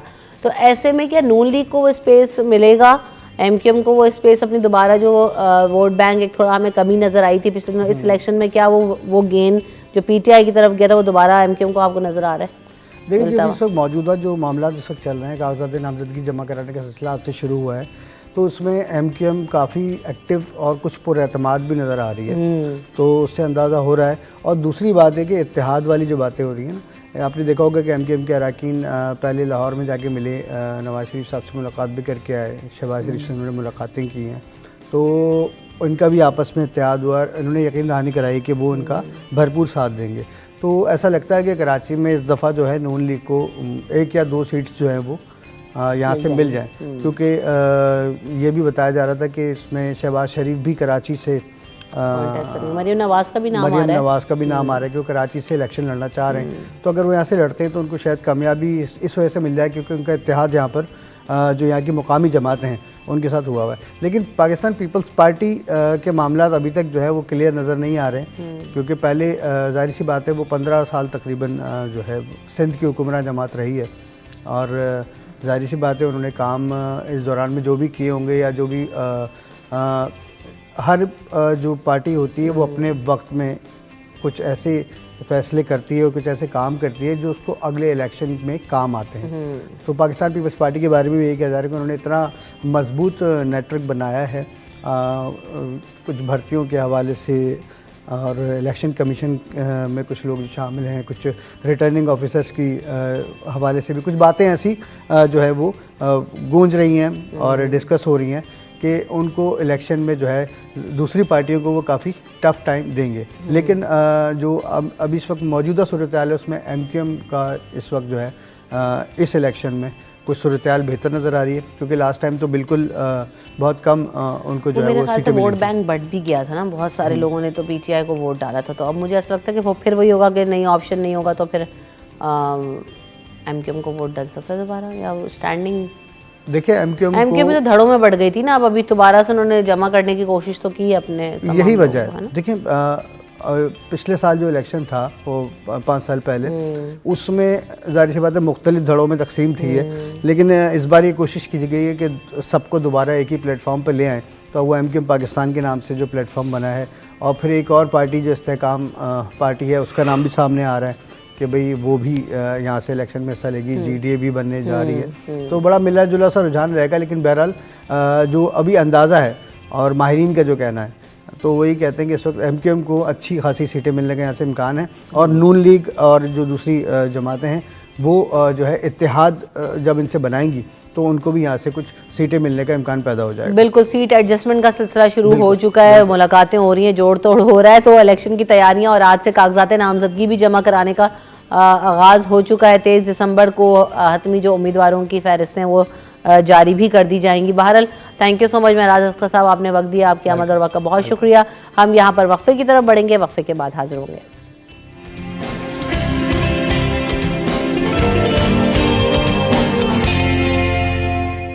Welcome back in city at 10। तो जनाब आज हम बात करेंगे कि जो हम देख रहे होते हैं कि हम जब प्रोफेशनल लाइफ के अंदर होते हैं, चाहे वो मर्द हों चाहे वो ख़वातीन हों, डिफरेंट चैलेंजेस का सामना उन्हें होता है, और उसमें एक बहुत बड़ा चैलेंज ये है कि बहुत सारे जो हम कह रहे हैं कि किसी भी ऑफिस के अंदर हायरार्कीज़ होती हैं, तो जो बॉस होता है, कहते हैं कि अच्छा बॉस वो होता है जो बॉसी ना हो बल्कि उसके अंदर लीडरशिप क्वालिटीज़ हैं, जो अपने एम्प्लॉयज़ को एज ए लीडर जो है वो ट्रीट करता हो और उनको उनका ख्याल भी रखे, उनसे काम करवाना भी चाहता हो, क्योंकि लीडर ऐसा होता है कि वो जो है ना अपने लोगों के साथ, अपने बंदों के साथ या जो भी लोग उनसे मुंसलिक होते हैं उनसे काम कराने की सलाहियत भी रखता है, उनसे एक बॉन्ड भी उनके साथ क्रिएट करता है। तो ये जो बॉसी एटीट्यूड है, आया यही, क्योंकि बहुत सारे लोग ऐसे होते हैं कि जब तक आप उन पर सख्ती ना करें, जब तक आप उनको समझाएं ना, जब तक आप उनको जो है वो स्ट्रिक्टली ना ट्रीट करें तो लोग काम भी नहीं करते। हमारे कुछ मिजाज भी ऐसे हैं। तो अब ये है कि किस तरह से लोगों से काम करवाया जा सकता है और किस तरह का जो बॉस है वो सूट करता है। और फिर जब लोग एक ओहदे पर पहुंच जाते हैं तो उनके एटीट्यूड्स में किस हद तक तब्दीली आती है, और एक प्रोफेशनल लाइफ में आप जब एंटर होते हैं तो आपको किस तरीके से अपने आप को लेके चलना होता है, इन तमाम चीज़ों पर हम बात करेंगे आज के। आप अपने करियर में आपको ये चीज़ें शायद हेल्प करें, तो सैयदा नाज़िया हमारे साथ मौजूद हैं। Welcome to the show. आप मार्केटिंग एंड PR कंसल्टेंट भी हैं, आप कॉर्पोरेट सेक्टर से वाबस्ता हैं, आपको वेलकम करते हैं शो में। कैसी हैं आप नाज़िया? बहुत अच्छी हूँ, आप कैसी हैं? अल्हम्दुलिल्लाह, अच्छी लग रही है। Thank you. तो आप मुझे ये बताइए कि भाई बहुत सारे लोगों के साथ ये इश्यूज होते हैं ना, कि हम देख रहे होते हैं कि अच्छा, सबसे बुनियादी सवाल तो ये लोग अपने बॉसेस की वजह से नौकरियां छोड़ देते हैं, बिल्कुल ऐसे है ना, कि नहीं समझ आता। इमीडिएट बॉस की वजह से नौकरी हमेशा बंदा छोड़ देगा या टिकेगा। जो आप कल्चर की बात कर रही हैं या लैक ऑफ लीडरशिप क्वालिटीज़ की बात कर रही हैं, जो मेन इशू है ना यहाँ पे, हम लोग HR, मैंने MBA किया है HR में, सही, और एक्सपीरियंस मेरा थ्रू आउट रहा है मार्केटिंग और PR communications, dealing with people basically. लेकिन उसको एक आपको सर्टिफाइड करना होता है, ताकि एक चीज़ है ट्रेंड और एक चीज़ है एक्सपीरियंस्ड। सही बात है। तो एक्सपीरियंशियल लर्निंग भी एक फॉर्मूला है, फॉर्मेट है कि आप ऑन ग्राउंड प्रैक्टिकल एक्सपीरियंस से सीखें। दूसरा ये कि कल्चर एंड एनवायरनमेंट। अब अथॉरिटेटिव डिक्टेटरशिप टाइप के जो बॉसेस होते हैं, जो टॉक्सिसिटी का माहौल क्रिएट करते हैं, उनको कोई उनसे ना इंस्पायर होगा, ना उनको एज अ मेंटोर टेक करेगा। जो लैक है ना वो है कि sense of ego and sense of self worth. You have to differentiate. If I am leading your department, अगर मैं आपको या आपके यूनिट को हेड कर रही हूँ, तो उसका मतलब ये है कि मुझे उससे कुछ productive outcome, return on investment निकालना है, क्योंकि कुछ बिल्स हैं, कुछ एक्सपेंसेस हैं जो एक बॉस या एक इदारा बेयर कर रहा है आपको डील करने में, लीड करने में, तो उसको कुछ रिटर्न भी तो चाहिए ना। So if you don't have the leadership quality, या अगर आपका प्रोडक्टिविटी पे फोकस ही नहीं है और सिर्फ ये है मैं आ गया हूँ, मुझे सलाम कहें, मुझे साहब कहें, मुझे भाई ना कहें, मुझे सर कहें, it's not about you. You have to have a vision कि ये कंपनी या ऑर्गेनाइजेशन के गोल्स अचीव करने, या डिपार्टमेंट के या यूनिट के गोल्स अचीव करने। अभी आपने अलकाबाद की जो है ना बात की, तो हम ये देख रहे थे कि जो रिस्पेक्ट वाला फैक्टर है ना, ये आपको नेचुरली आता है जी। अब उसमें रिस्पेक्ट में बहुत सारे लोग आपको भाई भी कह रहे होते हैं, बहुत सारे लोग साहब भी कह रहे होते हैं, लेकिन बहुत सारे लोगों को साहब मुंह पे कह रहे होंगे लेकिन उनकी इज्जत नहीं कर रहे होंगे। तो ये जो गेन कर रहा है, ये आपको म्यूचुअल रिस्पेक्ट होती है, जो एक भले आपका सामने वाला एम्प्लॉय, आप उसको भी उसकी सरजनिश भी करें, आप उसको सिखाएं भी, उसको बताएं भी, बट एक म्यूचुअल रिस्पेक्ट वाला जो फैक्टर मैं कहती हूँ उसको ज़रूर मलूते खातिर रखना चाहिए। देखिए, रिस्पेक्ट तो ऑब्वियसली आप मुझसे बड़े ओहदे पे हैं, तो उस कुर्सी की या उस पोजीशन की, उस डेजिग्नेशन की मुझे एक रिस्पेक्ट करनी है, चाहे आज आप हैं, चाहे कल कोई और होंगे, लेकिन designation will remain the same. Authoritative position है वो, ठीक है। जो लीडर नहीं है यानी कि और सिर्फ बॉस है, द इशू बीइंग कि उसका शायद एक्सपीरियंस या एक्सपोजर कम है, या उसको या जिनको नए नए ओहदे मिलते हैं ना, वो भी थोड़ा सा ओवर हो जाते हैं। पर्ची सिस्टम भी तो है ना पाकिस्तान में। तो आप फलां के कुछ लगते हैं, नेपोटिज्म भी है। मैं किसी के रिश्तेदार हूँ तो आके सर्टन डेजिग्नेशन पे बैठ गई, क्योंकि स्टेट ओन्ड कंपनीज में ऐसा होता है। अच्छा, जो फिर जो जिन लोगों के साथ, मतलब ऐसे जो पर्ची वाले लोगों के साथ नीचे के लोग काम कर रहे होते हैं, तो फिर उनके अंदर एंजाइटी और स्ट्रेस लेवल बहुत ज़्यादा बढ़ रहा था। फॉर एग्जांपल कि मैं पर्ची पे आके बैठ जाऊं और आप मेरी कॉम्पिटिटर हो, और आप कहें कि जी मैं अब HR हेड हूँ, हालांकि मैंने HR से दूर पार का भी कोई वास्ता ना हो, तो आप कहेंगे यार मैंने MBA किया, मैंने पढ़ा, मैंने एक्सपीरियंस लिया, एंड देन फिर वही कि ये ऊपर से, तो मतलब वो एक एंजाइटी, डीमोटिवेशन और ये चीज़ें हमारी यहाँ जो है ना एक पैदा हो जाती हैं फिर एम्प्लॉयज़ के अंदर। देखिए, हायरार्की की जो आपने शुरू में काम करने का दिल नहीं करता ना फिर। जब आपने हायरार्की की बात की थी ना, हायरार्की होती इसीलिए है कि आज you are the department head, tomorrow you will be the operational head, या आपको एक और टेरिटरी दे दी जाएगी, या एरिया मैनेजर बना दिया जाएगा, या कंट्री का बना। अगर आपने वो ग्रोथ का पोटेंशियल नहीं है क्योंकि आप पर्ची पे आए थे, ठीक है, अब आए जैसे भी अब आ गए हैं, अब डिलीवरेबल्स पे भी फोकस नहीं कर रहे हो अगर, और इसी पे बैठना चाह रहे हो, तो आप लीडर नहीं बनेंगे और आप नहीं क्रिएट करेंगे दूसरे लोगों के लिए एक सक्सेशन प्लान कि आपने जाना है। अब दूसरा मैनेजर बनेगा तो शायद नाज़िया को अपॉर्चुनिटी मिल जाए, इसको तैयार करती हूँ अपनी कुर्सी के लिए। You don't have that. वो अगर एप्टीट्यूड असेस करके मैं दूसरे लीडर्स नहीं क्रिएट कर सकती और थ्रेटन हो जाती हूँ कि मेरी जगह ना कोई खा जाए और मैं ना एक्सपोज हो जाऊँ, वो ज़्यादा क्वालिटी कम लोगों में मतलब है, अच्छा, ये सब आपके नहीं है। टीम लीडर के अंदर और आपके बॉस के अंदर जो है ना वो ये क्वालिटी कितनी इंपॉर्टेंट है कि वो आपके अंदर आपका जो कॉन्फिडेंस है, आपका जो मोरल है उसको बूस्ट करे, तो उससे आप जो है ना आप एक लेवल और अप हो जाते हैं, एक लेवल और आप कि हाँ यार मेरा बॉस मेरे पे एतमाद करता है, मैं कुछ क्रिएटिव कर सकती हूँ या मैं जो है ना डिलीवर कर सकती हूँ। For example in my case मैंने देखा कि जब मैंने आज से 10 साल पहले अगर मैं पीछे चली जाऊँ तो मैं न्यूज़ एंकरिंग करती थी, तो उस वक्त अभी जो हमारे बॉस हैं, हमारे ग्रुप के जो बॉस हैं, उन्होंने मुझे कहा कि नहीं ये रमशा जो है ना वो शो करेगी। मैंने कहा मैं नहीं कर सकती, मेरे लिए पॉसिबल, और स्पोर्ट्स शो।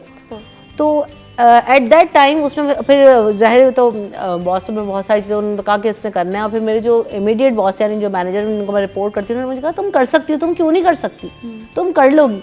तो मैं उस वक्त ना मैं शशोपंज में पड़ गई, मैंने कहा अच्छा ये सब कह रहे हैं मैं कर सकती हूँ तो शायद मैं कर सकती होंगी, मुझे ऐसा लगता था कि मैं नहीं कर सकूँगी। लेकिन नहीं, उन लोगों सब ने मुझे ना थोड़ा पंप अप किया, नहीं हो जाएगा, चीज़ें हो जाती हैं, बेहतर हो जाएगा।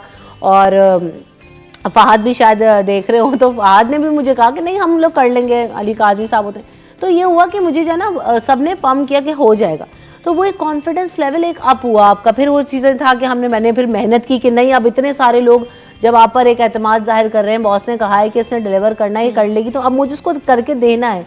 तो ये चीज़ कितनी इंपॉर्टेंट है कि आप एक तो एतमाद जाहिर करें, फिर दूसरा है कि आपको डिलीवर भी करके उसको देना है कि नहीं यार अगर आपके ऊपर कोई कॉन्फिडेंस शो कर रहा है, आपको कोई आगे बढ़ाना चाहता है, तो आप भी अपनी वेलफेयर शो करें। तो ये आप इनको बॉस ना कह के इनको आप अपना मेंटोर कह सकते हैं। बिल्कुल ऐसे और ही। मोटिवेशन की पूरी थ्योरी है। मोटिवेशन कुछ लोगों को सैलरी करती है, कुछ लोगों को तारीफ करती है। मैस्लो की पूरी सही बात ठीक है ना, मोटिवेशन का एक पूरा पिरामिड है जो सबने पढ़ा होता है at one point in life, कि किस चीज से इंसान को ड्राइव मिलती है, इससे काम करवाना है तो इसको किस तरीके से मोटिवेट करना है। हर बंदा सेम चीज पे मोटिवेशन नहीं होती है हर बंदे की। तो आपको मोटिवेट किया आपके बॉस के, पहले तो आइडेंटिफाई करा उन्होंने कि आपके अंदर ये हुनर है एंड ये पोटेंशियल है।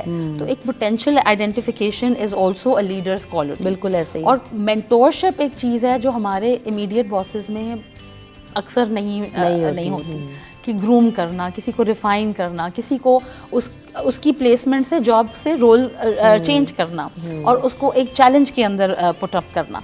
तो मोटिवेशनल स्पीकर्स को क्यों लोग कॉर्पोरेट सेक्टर बुलाते हैं और ऑर्गेनाइजेशंस क्यों 5-5 लाख 10-10 लाख रुपए देती हैं कि आओ इन्हें मोटिवेशनल सेशन दो। Because coaches, mentors, motivational speakers, इनका काम ये है। कोच कुछ नहीं कर रहा सिवाय आपके अंदर से आप ही को बता रहा है कि आपके अंदर ये क्वालिटी है, इसको एनहांस कैसे करना है, इसको ग्रूम कैसे करना है, इसके अंदर एक्सपीरियंस कैसे करना है और इस स्किल के ऊपर वर्क कैसे करना है। देखें कोई भी मसल हो, बेशक वो आपका ब्रेन हो या आपकी बॉडी का हो, if you don't exercise it या अगर आप उसकी ट्रेनिंग नहीं लेते, जैसे हम कहते हैं ना आर्मी वाले या ट्रेंड इंसान और अनक्वालिफाइड अनस्किल्ड इंसान में बहुत ज़्यादा ज़मीन आसमान का फ़र्क होगा। मोटिवेशन करके आप एक दफ़ा उस जगह पे आ जाएंगी, लेकिन जब तक आप एक्सपीरियंस अपने ऊपर अपस्किल नहीं करेंगी अपने आप को, जैसे आपने कहा मैंने मेहनत की, preparation is the key to your success. अच्छा, एक चीज़ मुझे नज़र आती है वो ये कि बहुत अच्छा लीडर भी मिल जाएगा, बहुत अच्छा बॉस भी आपको मिल जाएगा। जैसे मेरे साथ हुआ, अगर मैं उसको डिलीवर ना करती तो शायद मुझे अगला मौका ना मिलता। मेरे साथ हुआ ये कि एक मौका मिला, दूसरा मिला, एंड देन फिर वो मिलते चले गए। It is I am still here. तो बात ये है, कई चैनल्स में काम किया, कई जगहों पर गई, फिर आई फिर गई, तो मतलब वो चीज़ें साथ रही, उसको सीखा किया। लेकिन हमारे यहाँ एक चीज़ मुझे नज़र आती है वो ये, अभी भी हम थोड़ी देर पहले बात कर रहे थे ऑफ एयर, कि अब जो नए लोग आ रहे हैं ना उनमें सीखने का रुझान, मुझे ऐसा लगता है कि अगर कोई बॉस ने बात कह दी है, डांट दिया है, तो जी बैठ जाएंगे मुंह बना के कि मुझे तो सब आता है। हाँ, यंगस्टर्स में भी है एक फैक्टर ना। हम जब यूनिवर्सिटी से फील्ड में आए, आप यकीन करें ये जो स्क्रिप्ट्स हैं जियो में हमें उस वक्त में मौजूद थे, तो ये उठा के ना यूँ देख के ऐसे फेंक दिया करते थे हमारे कॉपी एडिटर, ये क्या लिख के लाए, और मैं ये शक्ल देख रही होती थी। अच्छा, एक बार फिर दोबारा लेके जाते, फिर दोबारा लिख रहे, फिर तीसरी दफा, मतलब दो दफा यूँ देख, अभी फिर करो, अभी फिर करो। अब उससे ये हुआ कि अब आप यूँ देखते हो, कहते हो ये लिखना है, अच्छा ठीक है अब आप मुझसे लिखवा लें, उस एक ही स्क्रिप्ट 10 दफ़ा भी मैं लिख सकती हूँ। तो हमने उस चीज़, अब आप किसी को बताने बैठे हैं तो आप अग्री करेंगी नाजिया कि वो जो एक सीखने की क्वालिटी है या एक स्टेमिना है वो लोगों के अंदर थोड़ा सा, या टॉलरेंस लेवल के, यार हमें डांट पड़ गई या बॉस ने कुछ कह दिया या कुछ होगा, तो उसको एब्जॉर्ब करके, ये नहीं हुआ कि मेरी बेहतरी के लिए शायद कह रहे, वो क्यों कह दिया, मुझे तो सब आता है। देखें, आप जब यू आर अ प्रोफेशनल तो आपकी कमिटमेंट है to be in a professional culture and an environment. अब जो मेरा इमीडिएट रिपोर्टिंग जिसको भी है मेरी, अगर उसमें कोई कमी पेशी है भी, शायद एक इनएक्सपीरियंस इंसान मुझे कोई सीख दे रहा है, but if you have the inability to learn, unlearn and relearn, that means you are a gone case. आपके ऊपर मैं हैमर करूं, आपको शेप करूं, आपको स्ट्रक्चर दूं, आपका कोई पोटेंशियल नहीं है, आपका कोई आउटपुट नहीं है, बिकॉज आप ईगो ड्रिवन हैं, ठीक है। एटीट्यूडनल बिहेवियर के अंदर जो हमें चेंजेस चाहिए होते हैं ना, उसके लिए हमें एक पूरा कल्चर रिफॉर्म करना पड़ेगा। ये जो सलाहियत है ये हर इंसान के अंदर पैदा है, क्योंकि बीइंग अ मुस्लिम हमारे लिए तो है कि इल्म हासिल करना from the cradle to the grave. तो अभी हम जिंदा हैं भाई, आपको सब नहीं आता, लेकिन जहाँ मैंने ये कह दिया एज अ पर्सन या एज अ लोअर सबऑर्डिनेट, आप मेरी सीनियर हैं और मैंने कह दिया मुझे नहीं आता, तो वहाँ ही आप मुझे निगेट करके रिप्लेस कर देंगी। इतना कंपेटिटिव एनवायरनमेंट है, मैं थ्रेटन हो जाऊंगी। तो झूठ बोलते हैं, fake it till you make it भी समटाइम्स फ्लूक चल जाता है तुक्के, क्योंकि फिर मैं घर से मेहनत करके आऊँगी, मैं सारी रात जागूँ, एक हफ्ता लगाऊँ, कोई कोच ढूंढूँ, मैं किताब पढूँ, मैं एक्सप्लोर करूँगी ऑनलाइन, यूट्यूब दादा जिंदाबाद, ठीक है ना। I will work on my self. अगर मैंने झूठ या फेक कर भी दिया है कि I know it and I can do it, but if लेकिन वो ठीक है अगर आप डिलीवर कर रहे हो तो चले आपने कर, व्हाटएवर वर्क्स। एंड प्रोडक्ट, मैंने जैसे आपसे कहा ना, रिटर्न ऑन इन्वेस्टमेंट, अगर वो सेट है, अगर वो एक बड़ा इदारा कॉर्पोरेट सेक्टर है, उसको इन्वेस्टमेंट पे रिटर्न चाहिए। वो मुझे 10 लाख 1 लाख 50,000 दे रहा है महीने के, वो बिल्स दे रहा है, वो खर्चे निकाल रहा है, उसको चाहिए कि मैंने ये रिक्रूट किया है तो इसका मुझे आउटकम दे। I am here to do my job. अगर जॉब मुझे लर्निंग और ट्रेनिंग की रिक्वायरमेंट है तो वाई नॉट, वो तो मेरे अपने फ़ायदे के लिए। आपने कहा ना जियो, अब जहाँ भी इंसान जाएगा उसका सीखा हुआ उसको हर जगह एप्लीकेबल होगा। बिल्कुल ऐसे ही आज तक हम उसको फॉरवर्ड करें। कॉल थी आपने कहा था, कॉल हम पहले शामिल कर लेते हैं। अस्सलाम वालेकुम। वालेकुम सलाम रमशा, कैसी हैं आप? मैं ठीक हूँ याया, आप बताइए आप कैसे हैं? पहले आपके गेस्ट को सलाम हो। और रमशा, मैं कहता हूँ जैसे आप हैं, मैं आपके बारे में यही कहूँगा कि अगर आप कुछ सीखना चाहते हैं तो you should be a good listener. अगर आप गुड लिसनर नहीं होंगे तो कभी आप लर्निंग नहीं कर सकेंगे। आपको लर्निंग के लिए लिसनर होना बहुत ज़रूरी है। हमारे यहाँ प्रॉब्लम ये थी, आप सही कह रही हैं कि बच्चे, मैं अपने घर में बहुत सी जगहों पे देखता हूँ कि वो सीखना नहीं चाहते लेकिन बोलना चाहते हैं। और समझना और सीखने के लिए आपको एक कहते हैं ना कि पहले स्टेप चढ़ के आदमी आगे बढ़ता है। लेकिन क्योंकि फेसबुक और सोशल मीडिया में ऐसी लोगों ने धूम मचा दी कि वो समझते हैं कि बस 1 2 4 5 ब्लॉगर बन गए और अपने आप को जो है वो पता नहीं सलमान खान समझने लगे। लेकिन देखिए, अब ये बैठी है ना कोई ये मोटिवेशनल स्पीकर, इनसे मेरा एक सबसे पहला सवाल तो ये कि इसी तरह जो बहुत सारे लोग फेसबुक पे या सोशल मीडिया पे मोटिवेशनल स्पीकर बन गए, दे डोंट नो एनीथिंग, ठीक है। वो एक उन्होंने 4 जुमले पढ़ लिए कन्वेंशनल वो जाके। एक मोटिवेशनल स्पीकर की क्या खुशियात होनी चाहिए, वो उसके पास क्या एबिलिटी होनी चाहिए कि दूसरों को कन्विंस कर सके, मोटिवेट कर सके। अच्छा, दूसरा सवाल मेरा और आखिरी सवाल ये होगा, ये देखिए हमारे माशरे में ना एक नाकामी और एक जो है ना मायूसी फैली हुई है, ठीक है। आप जब तक वो ऑप्टिमिस्टिक नहीं होते तो आप किसी भी जगह काम भी नहीं कर सकते। अगर आप जैसे ऑफिस में काम कर रहे हैं, आपके बॉस ने कुछ कह दिया, आप अपनी जगह बनाने की कोशिश करें। आप इस बात को लेकर नहीं बैठ सकते कि मैं कुछ नहीं कर सकता, मेरा बॉस तो ऐसा है, मेरा बॉस वैसा है। तो आपको एक पॉजिटिव थिंकिंग रखना जिंदगी में कितना जरूरी है, दिस इज माय क्वेश्चन। ठीक है याया, आपके सवालों का जवाब ले लेते हैं। Thank you so much for calling. हम यहाँ पे वक्फा ले लेते हैं, वक्फे के बाद वापस आते हैं तो यहीं से कंटिन्यू करेंगे।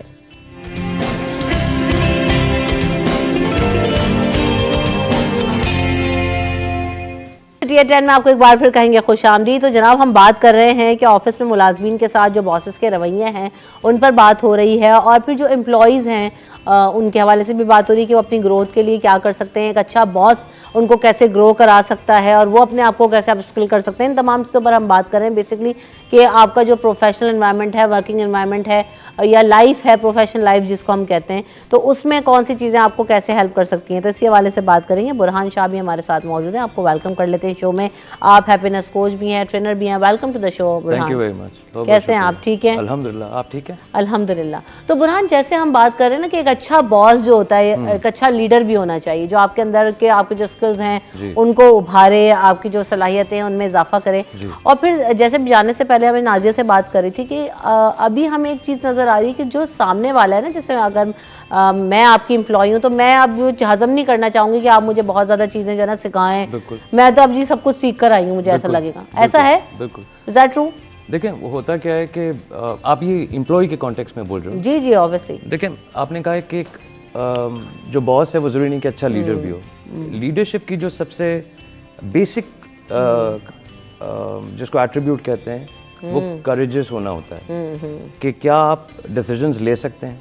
दूसरी बात, वो लीडर नहीं बन सकता, जैसे कहते हैं ना मैनेजर्स और लीडर्स दो अलग अलग चीज़ें हैं। वो लीडर नहीं बन सकता जो देना ना जानता। तो अंग्रेजी में कहावत है, you got to give to grow. जब तक आप देंगे नहीं। अब कुछ लीडर्स या कुछ मैनेजर्स कह लें कि वो इस बात से भी कतराते हैं ज़्यादा इल्म देने से या एक्सपोजर देने से एम्प्लॉयज़ को कि कहीं हमसे आगे ना निकल जाए।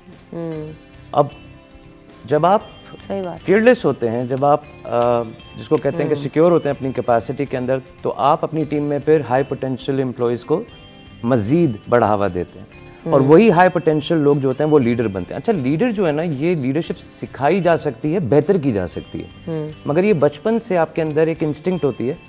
जब आप क्लास में होते हैं आपका दिल चाहता है मॉनिटर बने, आप किसी फुटबॉल क्रिकेट टीम का हिस्सा होते हैं तो आपका दिल चाहता है कि जी आप उसके कैप्टन बने। तो ये एक इन बिल्ट सी क्वालिटी, आप एंकर हैं, so in a way you leading this show, right. तो आपने कहीं ना कहीं वो एट्रीब्यूट्स देखे होंगे अपने बचपन से लेकर।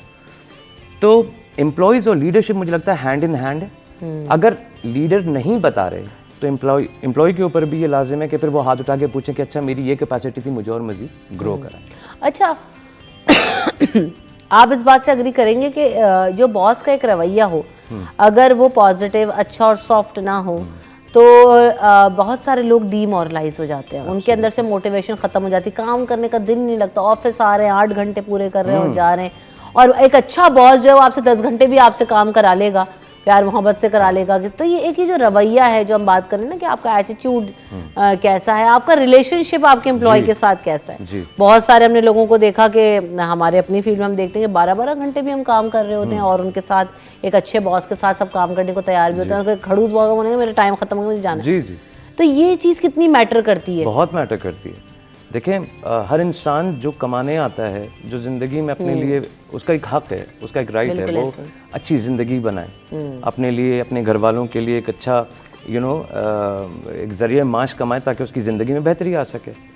अब ऐसे में जिसको आप रिपोर्ट करते हैं, अब अगर वो कहते हैं ना कभी कभी अगर आप किसी नॉर्मल सेटिंग में भी जाओ, ऑफिस के बाहर रख के इस चीज़ को देखें, तो अगर कुछ लोग होते हैं जब वो कमरे में आते हैं ना तो दिल बैठ जाता है। एग्जैक्टली, क्यों आ गया रे? कि भाई क्यों महफिल में भी, शादी में भी देखना बुरा लगा, क्यों आ गया? तो एकदम से ना आप हंसते हंसते, तो कॉन्फ्रेंस रूम में पूरे एम्प्लॉयज बैठे हुए हैं, सुबह 9 बज रहे हैं, मंडे का दिन है।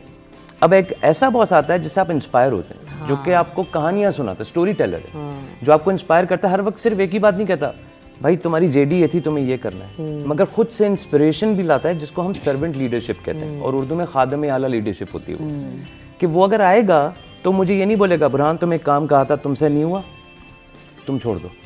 वो मुझसे ये बात बोलेगा अच्छा तुमसे नहीं हुआ, चलो बैठ के देखते हैं कि इसको किस तरीके से मजीद बेहतर कर सकते हैं। रिस्पेक्ट यानी इज्जत देना लीडरशिप के लिए एक और बड़ी अहम क्वालिटी है। और यकीन जाने वो तो आप बचपन से हम सुनते हैं ना कि जो फलदार दरख्त होता है वो झुका हुआ होता है, तो लीडर तो एक दरख्त की तरह होता है। अच्छा। और उसमें वो अगर वो चीज़ नहीं है, रिस्पेक्ट देने की, हम आहंगी पैदा करने की, लोगों को कंफर्टेबल फील कराने की, तो फिर वो लीडरशिप स्किल कहीं ना कहीं कॉम्प्रोमाइज। अच्छा, अब एक इस चीज़ को इस तरह भी लेते हैं, हम ये आपने झुकाव वाले दरख्त की जो मिसाल दी ना, अब हमारे यहाँ एक ये भी एटीट्यूड है लोगों का या माशरे के अंदर, हम इसको कह रहे हैं सोसाइटी के अंदर, कि जो ज़्यादा झुकता है ना उसको पाँव तले ही रोन देते है। ऐसा आपको पता होगा ना, यार ये बंदा ये काम कर देगा, इसको पूरा ये पलंदा थमा देंगे, तुम नाजिया तुम ये भी कर लो, तुम ये भी कर लो, तुम ये भी कर लो, और मैं जा रहा हूँ। ऐसा होगा। अब उसको पता है वो सर पकड़ के बैठा और बेचारा कर भी रहा होगा। तो यहाँ पर यह है कि जो जितना झुक रहा है या जो जितना बेचारा मासूम है ना, उसको बिल्कुल ही घसीट देते हैं कि लो भैया तुम नहीं करना है। ऐसा है। मैं तो कुछ अजीब सी तरह की इंसान हूँ, एज अ बॉस भी और एज एन एम्प्लॉय भी। सबॉर्डिनेट भी रह के मैंने देखा है, मेंटोरिंग करके भी देखा और अपने मेंटोर्स को भी अच्छा पाया। मुझे लगता है कि बॉसेस का सिर्फ काम ये लीडर ये सब नहीं है। अगर मुझसे कोई ब्लंडर हो गया, अगर मैंने कोई क्लाइंट रिलेटेड या कंपनी लॉस रिलेटेड कोई एक्शन कर दिया, I have to open the door, open door policy and communication and then rapport and relationship. जो मुझे प्रोटेक्ट करने वाला है ना, वो मेरा इमीडिएट लाइन मैनेजर है। ऐसा ही है। अब उससे अगर ताल्लुकात अच्छे नहीं, अगर मैं उसको नापसंद, अब हाउ प्रोफेशनल आर यू और how much of growth centric environment आपको दिया गया है, ठीक है ना। अब आपने चैलेंजेस का सामना करना है, तो मैं पहले अपना स्वॉट, जो उन्होंने कहा हम बैठेंगे, हम एक स्ट्रैटेजी डिज़ाइन करेंगे। I need to understand you. देखो मैं अपने आप को बदल सकती हूँ, मैं आपको और हालात को नहीं बदल सकती, ठीक है? तो मैं अपने पे वर्क करूँगी, अगर वो लर्निंग एबिलिटी और वो सारी अच्छी क्वालिटीज़ मेरे अंदर, क्योंकि सिर्फ विक्टिम माइंड प्ले करना और सिर्फ शिकायत करना, ये ख़राब है, वो सिस्टम और बॉस मेरा अच्छा नहीं, it will not serve any purpose. तो अगर मेरा काम 3 घंटे का है तो आई हैव टू, जैसे आपने पेपर्स रखे हैं, चेकलिस्ट, टास्क शीट, मैं अगर वाइंड अप नहीं कर पा रही हूँ और उसकी कोई टाइमलाइन डेडलाइन नहीं मीट कर पा रही हूँ, या मुझसे कोई ब्लंडर हुआ है और मुझे कोई सामने से प्रोटेक्शन या पीछे से कुशन नहीं मिल रहा है, then you have to pick up your gear, जुराबें चढ़ाइए और आप मैदान में कूद जाइए। क्या जो आपने कहा ना, अगर तुम इतने तुर्रम खान हो, तुम नज़र तो आओगे। अगर तुम काम करने में अच्छे और काम से काम रखने में माहिर हो ना, और तुम्हें साइकोलॉजी अपने बॉस किया, जो भी एनवायरनमेंट है उसके हिसाब से ढलना समझ में आ गया है, देन यू मेक वेव्स। आपको हसलिंग का एक, आपके अंदर एनर्जी पॉजिटिव होनी चाहिए, जिन्होंने कहा ना एक वाइब, मेरे एंटर होने से मैं अपनी एनर्जी खुद लेके साथ चल रही हूँ। हाँ ऐसा है। आपकी अब्जॉर्ब करती रहूंगी और उसी में सल्क करना है सारा दिन, शिकायत कुड़ कुड़ बक बक, तो मैंने एक तो काले हो जाना है, दूसरा ये कि it is not going to, मतलब किसी बहुत सारे शिकायती टट्टू कुड़कुड़ बकबक की जो बात कर रही है, किसी को फर्क नहीं पड़ता। नहीं, बुरहान उनका मसला है कि ना बॉस को बड़े पसंद होते हैं, जो शिकायती टट्टू नहीं होते, Gossip पसंद आएंगे, है, अच्छा वक्त उसने जाया ये करो। कहा ना, गॉसिप में बॉस को बहुत पसंद आ रही जी, है। जी। नहीं ऐसे हैं वो बहुत सारे देखे ना, bosses। इदारा चलता है उनके culture नूरे से। नजर बन जाते हैं वो लोग जो, अच्छा और उसको छोड़ देंगे। ऐसे बॉसेस हैं कि जनाब उनको छोड़ देंगे कि जो बेचारा काम कर रहा है, जी। ये बात कम करेगा, काम पूरा करेगा, वो तो पैसा ले रहा है, ये है काम का बंदा, उसको बुलाओ, जो आएगा चुगली लगाएगा इधर उधर, ये वो बड़ा मजा आता तो है। मैं आपको उसके पीछे सिंपल लॉजिक है, देखें इदारा चलता है कल्चर से, और कल्चर बनाते हैं लोग और जीते भी लोग हैं। मैं एक ऐसा लीडर हूँ जिसको सिर्फ बैठ के सिर्फ लोगों से ये बातें करनी, पता भाई और क्या हुआ था। हाँ अच्छा छोड़ो यार, काम वाला बेचारा खड़ा हुआ है बाहर, वो नॉक कर रहा है दरवाजा, यार तुम तो रुको ना, यार तुम मुझे बताओ क्या हो रहा है, क्योंकि मैं ऐसा हूँ। अगर मैं कंस्ट्रक्टिव हूँ या मेरा फोकस इस बात पे है कि मेरा इदारा ग्रो करे, मैं ग्रो करूँ, ये एम्प्लॉय ग्रो करे, तो मैं ये वाली बातें ज़रूर करूँगा। देखिए माहौल पॉजिटिव रखना ज़रूरी है, आप हाँक नहीं सकते। You know dictatorship is not leadership, कि आप किसी को बोलें कि यार ये करना है, आपको एक गुफ्तगू करनी पड़ती है। आप नॉर्मली अच्छे बॉसेस, आप किसी, अगर आप सर्वेज उठा के देखें ना, इंटरनेशनल और पाकिस्तान के अंदर भी जो कॉर्पोरेट पाकिस्तान में सर्वेज होते हैं, a better boss is someone जिसकी लोग इज्जत करते हैं। और इज्जत आती है 2 चीज़ों से, you as a person and what you bring to the table. आप कुछ सीख सकता हूँ तो जाहिर सी बात है मैं आपसे इंस्पायर हूँगा। और लीडरशिप में जब इंस्पिरेशन आती है तो वो सिर्फ काम से नहीं होती है, वहाँ पे आपके वो EQ जिसको कहते हैं, इमोशनल कोशेंट आता है। मेरा बॉस पहनता कैसे है कपड़े, लोग अक्सर ऑफिस में जो आपकी बॉस होंगी उससे इंस्पायर होंगी। अगर उन्होंने एक सर्टेन कैटेगरी का बैग लिया होगा तो आप मेहनत करोगे, कोशिश करोगे कि आप उस तरह से अपने आप को कैरी करो। मेल बॉसेस में भी यही होता है, बच्चे जो होते हैं उनको देख के इंस्पायर करते हैं। अब एक बंदा है, जिस तरह आपने कहा वो जो बैठे हुए हैं एक साहब, अब इस तरह का अगर बॉस होगा जो कि सिर्फ इधर उधर की बातें करता रहेगा, तो जो काम करने वाला बच्चा है शायद वो 4 से 5 महीने गुजारेगा वहाँ पे, वो इदारा छोड़ देगा। और ब्रॉडर पर्सपेक्टिव में नुकसान जो है उस इदारे का होगा। बिल्कुल ऐसा ही है। तो लोगों को ये चाहिए, मुझे लगता है जिम्मेदारी जो है ना, ये सिर्फ लीडर की नहीं है, ये दोनों एंड से। कहते हैं कि a leader is a follower as well. बिल्कुल ऐसा ही। कि अब एक लीडर है ना, अब मुझे पता है वो भी तो सीख के, किसी किताब को पढ़ के, किसी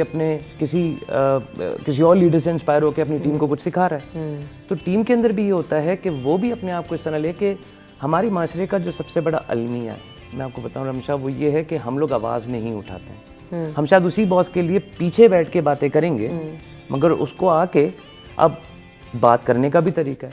अच्छा आप Positively बात आप ये उसको है कि बता सकते हैं। एक्सेप्टेंस, अभी हमने एम्प्लॉय की एक्सेप्टेंस पे तो जी, बात जी, की जी। कि वो बच्चा कितना सीखना जी। चाह रहा है ना। अब आपने किसी को कहा वो सीखने नहीं चाह रहा तो मैं क्यों सिखाऊं, एक तो ये बात।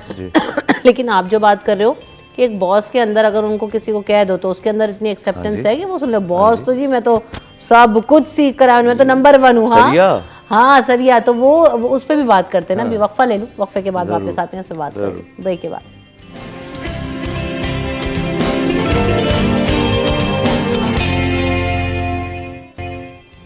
सिटी 10 में आपको एक बार फिर कहेंगे शामिल। जाने से पहले हम बात कर रहे थे और बात ये हो रही थी जनाब कि ये जो एम्प्लॉयर को सिखाने की बात होती है, लेकिन जैसे बुरहान ने एक तरफ पॉइंट आउट किया ना कि भाई बॉस के अंदर भी किस हद तक लिसनिंग एबिलिटी है कि अगर आप बॉस को कुछ बता देंगे, बॉस ये ऐसे नहीं है, ऐसे हो सकता है, बॉस को तो भाई नखरी, बॉस के तो आसमान में पहुंच जाता है, तुम मुझे सिखाओगे, मुझे बताओगे कैसे होगा? तो ये एटीट्यूड्स बॉस के ठीक हैं, जस्टिफाइड? बिल्कुल भी नहीं। तुम मुझे कौन होते हो बताने वाले? जो मैं कह रहा हूँ वही होगा। जी, और पता आपको सबसे बड़ा, अभी आजकल पिछले दिनों वर्ल्ड कप आ रहा था, तो उसमें कमेंटेटर एक बात कहते हैं कि मैं आज ऑस्ट्रेलियन कमेंटेटर थे, वो कहते हैं कि जी मैं आज तक कोशिश करता हूं कि मैं अपनी जो कवर ड्राइव्स हैं और जो मेरी ड्राइव्स हैं उनको मैं बेहतर से बेहतर कर सकूं, जबकि अब मैंने खेलना ही नहीं है। देखें, इंसान उस वक्त फंसता है जब वो सीखना छोड़ देता है, और नबी करीम सल्लल्लाहु अलैहि वसल्लम की दुआ है, या अल्लाह मेरा आने वाला कल गुजरे हुए कल से बेहतर हो। बेशक। तो अगर कोई इंसान ये कहता है ना कि मैं ये वाले जो होते हैं ना, ये जिनकी आप बात कर रहे हैं, ये होते हैं भाई बस मैंने कह दिया। वो एक मूवी थी, अमिताभ बच्चन। हाँ जी, तो उन्होंने कह दिया बस कह दिया, और हमने बोला भाई क्या बात कर दी। हाँ, बड़ा मैं तो कह दिया यार, बहुत क्या है भाई, कौन है तू? तो हाँ, क्यों कह दिया भाई, आगे सुनो ना। तो और आजकल का जो दौर है, जो आज की जनरेशन है, ये बड़ी अमेजिंग जनरेशन है। देखें, ये आपको वो सिखाती है, मगर अगर आपके गर्दन में सरिया होगा ना, बोलेंगे नहीं तुम कल के बच्चे, तुम्हें क्या पता। कल ही हमने ये टॉपिक रखा है ना, young generation versus old generation, because they push you to limits. आपके लिए तो फायदा है ना रमशा, अगर आपके शो पे कोई इस तरह का गेस्ट आता है जो आपको एक नई चीज बताता है, तो आपके लिए लर्निंग है। बिल्कुल और ऐसे ही। आपसे वो कुछ यहाँ से सीख के जाएगा, उसके लिए भी नहीं लर्निंग। अच्छा यार, एक एंकर होता है जो ये बात भी कर सकता है। अब एंकर भी ऐसे हैं लोग, तुम आप ये बात मैं जो कह रही हूँ वो ठीक है, जी, हमारी भी ये बड़े मसाइल, जो सरिये वाले मसाइले हैं। तो ये सिर्फ लीडर्स और फॉलोअर्स की बात नहीं है। मुझे लगता है कि एज ए नेशन हमें इस पे तवज्जो देनी चाहिए। और कहीं ना कहीं ये जब हम कहते हैं ना बात, जिस तरह हमारे पास मोटिवेशनल स्पीकर्स हैं आज के दौर में, मैं ये कहता हूँ कि हर इंसान को सिर्फ ये ज़रूर पता होना चाहिए कि कहीं ना कहीं there is a brighter side to it, positivity है, चेंज होंगी चीज़ें, आप हो जाओ। अच्छा, अप्रोच की बात है इसका मतलब, बुरहान जो बात कर रहे हैं, नहीं, how you approach things, how you take things, चाहे वो फिर आप एम्प्लॉय हो या जो है वो बॉस हो। मेरे ख्याल से पर्सनालिटी डेवलपमेंट के अंदर आ जाती है कि आप अपने इर्द गिर्द लोगों, अगर मैं खड़ूस थी, शायद आप मुझे परसीव कर रहे हो कि मैं बहुत खड़ूस हूँ अभी इस वक्त, है ना। अब देखें ना, ये कॉन्वर्सेशन, सॉरी आप कथा कलामी होती है, ये कॉन्वर्सेशन आप ड्राइव कर रही हो। हाँ। अब अगर आप खड़ूस होते या अगर आप सो कॉल्ड वो सरिया वाला होते, तो हम बात तो नहीं कर सकते आपसे। अच्छा, उमूमन क्या है कि मैं बैठी रहूँ या ये है, एंड देन फिर आप वो क्या डिलीवर करोगे, आप आगे आप भी अपनी 4-5 लगी लिपटी चुपड़ी बातें करोगे और आप निकल जाओगे। नहीं, ऐसा है। तो the aura is being created by your personality, that how you take things and how do you perceive things and how do you project things, क्या कहते हैं ना। बिल्कुल ऐसा ही है। एक इमेज वो है जो आपकी actually your own true self है, एक है जो आपको प्रोजेक्ट करनी पड़ती है। We are all acting our parts, ऐसा ही है ना। जो काम मुझे दिया जाता है, हो सकता है कि वो मैं उसके लिए एप्ट हूँ या नहीं हूँ, पोटेंशियल है या नहीं है, लेकिन मैं वही जो मैंने आपसे कहा ना, fake it till you make it. And जो ग्रोथ और इवॉल्व होने वाला माइंडसेट है ना, वो चेंज मेकर्स, वो जैसे coaches like himself and myself, transformative. और इसके अंदर Ramsha discipline is very important. What we lack, हमारे अंदर कंसिस्टेंसी और उस कैपेसिटी बिल्डिंग का जो एक कॉन्सेप्ट है ना। आपको मैं बताऊं, अगर हम as a trainer, as a coach, अगर एज अ स्पीकर, अगर हमें कहीं जाना है ना, तो एनवायरनमेंट में हमें चैलेंज क्या मिलेगा? नहीं यार, टेक्निकल बात करो, टेक्निकल सिखाओ जिसके ऊपर पैसा है, या फिर टिकटॉकर को पैसा है, या अपने बंदे को पैसा है जो एक्सेल पे है, जो अकाउंटेंसी पे है। अपनी पर्सनालिटी की अकाउंटेंसी को तो सब कहते हैं, आपके टिकटॉक पे कितने फॉलोअर हैं, टेक्निकल टॉपिक्स, बट कितने फॉलोअर, बिकॉज आपको पैसे मिल रहे हैं। अब पैसे मिलने की वजह से वहाँ जो ऑफ कैमरा जो बात हो रही थी कि एक टॉक्सिसिटी और एक हमारा कल्चर बिल्डिंग का deficit, and then character and capacity building. तो ग्रोथ एंड ट्रांसफॉर्मेशन माइंडसेट हमें क्रिएट करने के लिए, it goes back to school, parenting, and then आपके कोचेस और मेंटोर्स होना। अगर मुझे ये टूल्स, रिसोर्सेज, एनवायरनमेंट नहीं मिलेगा तो जादू की नगरी में मैं नहीं रहती, लाला लैंड का क्रीचर नहीं हूँ मैं, ठीक है।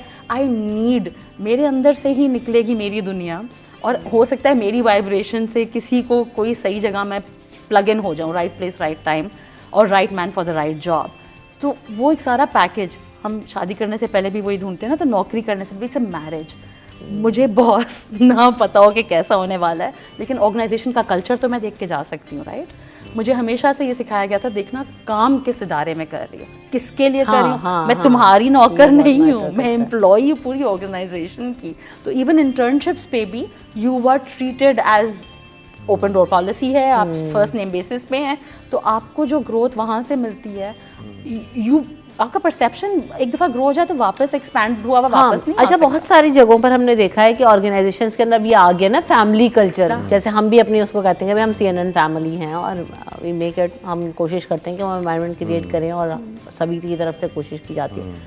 लेकिन जनाब, ये आप समझते हैं कि ये जो कल्चर, जो लोगों ने बहुत सारा नाम रख तो लिया, लेकिन इसको कैरी करना, इसको बनाना, इसको समझना उतना ही आसान है कि हाँ कोई शख्स बीमार है तो उसका ख्याल भी करना है, कोई खुशी है तो उसको छुट्टी भी चाहिए। अब हमारे यहाँ जो ना कोशिश करते नहीं, बस वो पैसा तुम्हें मिल रहा है तो तुमने डिलीवर करना ही है, बस ये तुम्हें जॉब के लिए दे रहे हैं, तुम्हें इसलिए नहीं पैसा दे रहे। तो ये जो एनवायरनमेंट आप क्रिएट कर रहे होते हैं किसी भी ऑर्गेनाइजेशन के अंदर, जो ये बात नाजिया करी कि कल्चर के साथ अगर आप कंफर्टेबल हो जाते हैं तो आप फिर जाना नहीं चाहते, वरना लोग ये कहते हैं यार यहाँ से तो भागो, यहाँ पे दिल नहीं लगता, यहाँ पे तो कोई फैसिलिटी नहीं, समझ नहीं आता। तो वो एक बॉस ही क्रिएट कर सकता है। जी, अब जैसे नाज़िया ने भी बात कहा, and I totally agree with whatever she is saying. इन्होंने एक बात की कि जैसे लोग जो हैं वो इदारों के लिए काम करते हैं, इदारों के साथ काम करते हैं।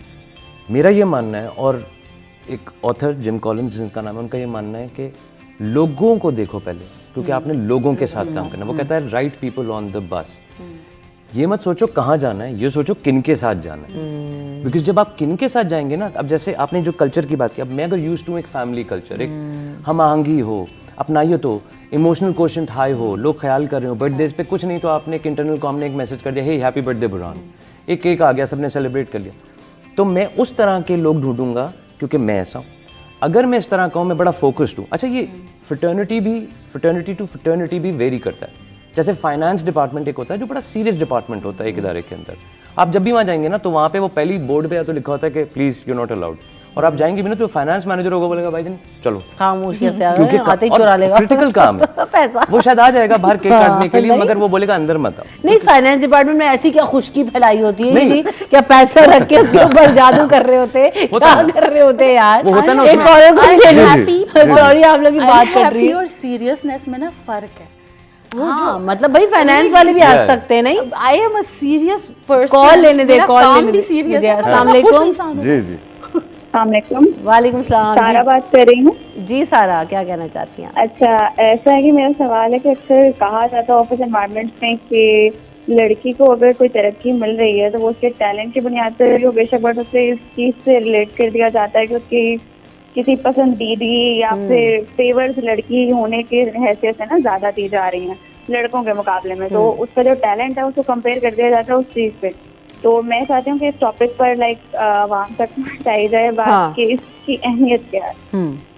हाँ, ये भी चीज़ है कि लड़की के पास ज़्यादा मौके हैं, अपॉर्चुनिटिस्ट हैं, और लड़कों को तो आजकल खाम देता कौन है। सारा ब्रेक के बाद सारा अब वक्फा ले लेते।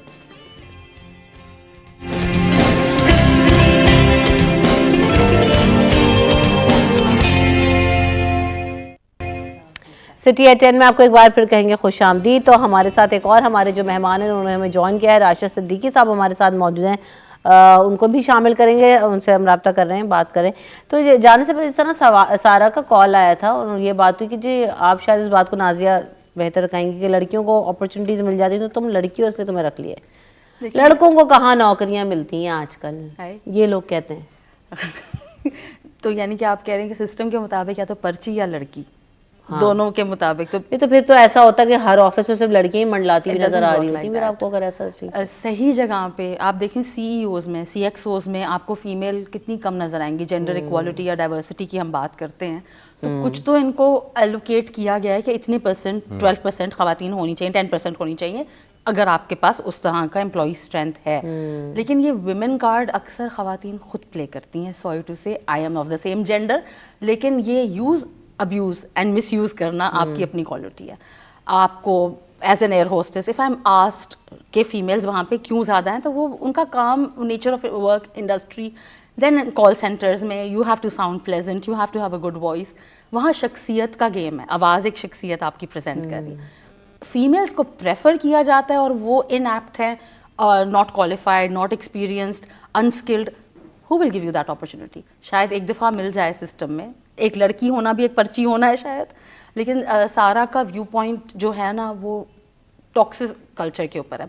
अगर मैं CXOs में ख़वातीन की रिप्रेजेंटेशन नहीं देख रही हूँ तो मीन्स कि जेंडर इक्वालिटी नहीं है, बैलेंस आउट है, और वो ख़वातीन उस तरह वहाँ रीच नहीं कर पा रही। एक देखिए मैटरनिटी लीव्स पे जाते हैं, एक हार्मोनल हमारे मसाइल होते हैं जिसकी वजह से बहुत सारी अपॉर्चुनिटीज़ हमारे रास्ते आती ही नहीं है। हमें हायर करते वक्त पर्सनल सवाल, बाउंड्री क्रॉसिंग ऐसे की जाती है कि शादी करने का है, बच्चे हैं, नहीं है, करने हैं, तो which are not even HR related questions कि यार नौकरी पे रख रहे हो, क्या कर रहे हो। तो लेकिन ऐसा भी ऐसा है, घरेलू माहौल आदमियों से नहीं पूछा जाता क्योंकि ना उसका घर में कोई एज अ फादर कोई रोल है शायद। लेकिन इसमें नाजिया है भी ना, आप एक खातून मैं जब वही कह रही निकल हूँ तो ना कि सारी रिस्पॉन्सिबिलिटीज as a लेके woman- साथ निकल रही है और उसको साथ कैरी करना है, आप किसी के ऊपर छोड़ नहीं सकते।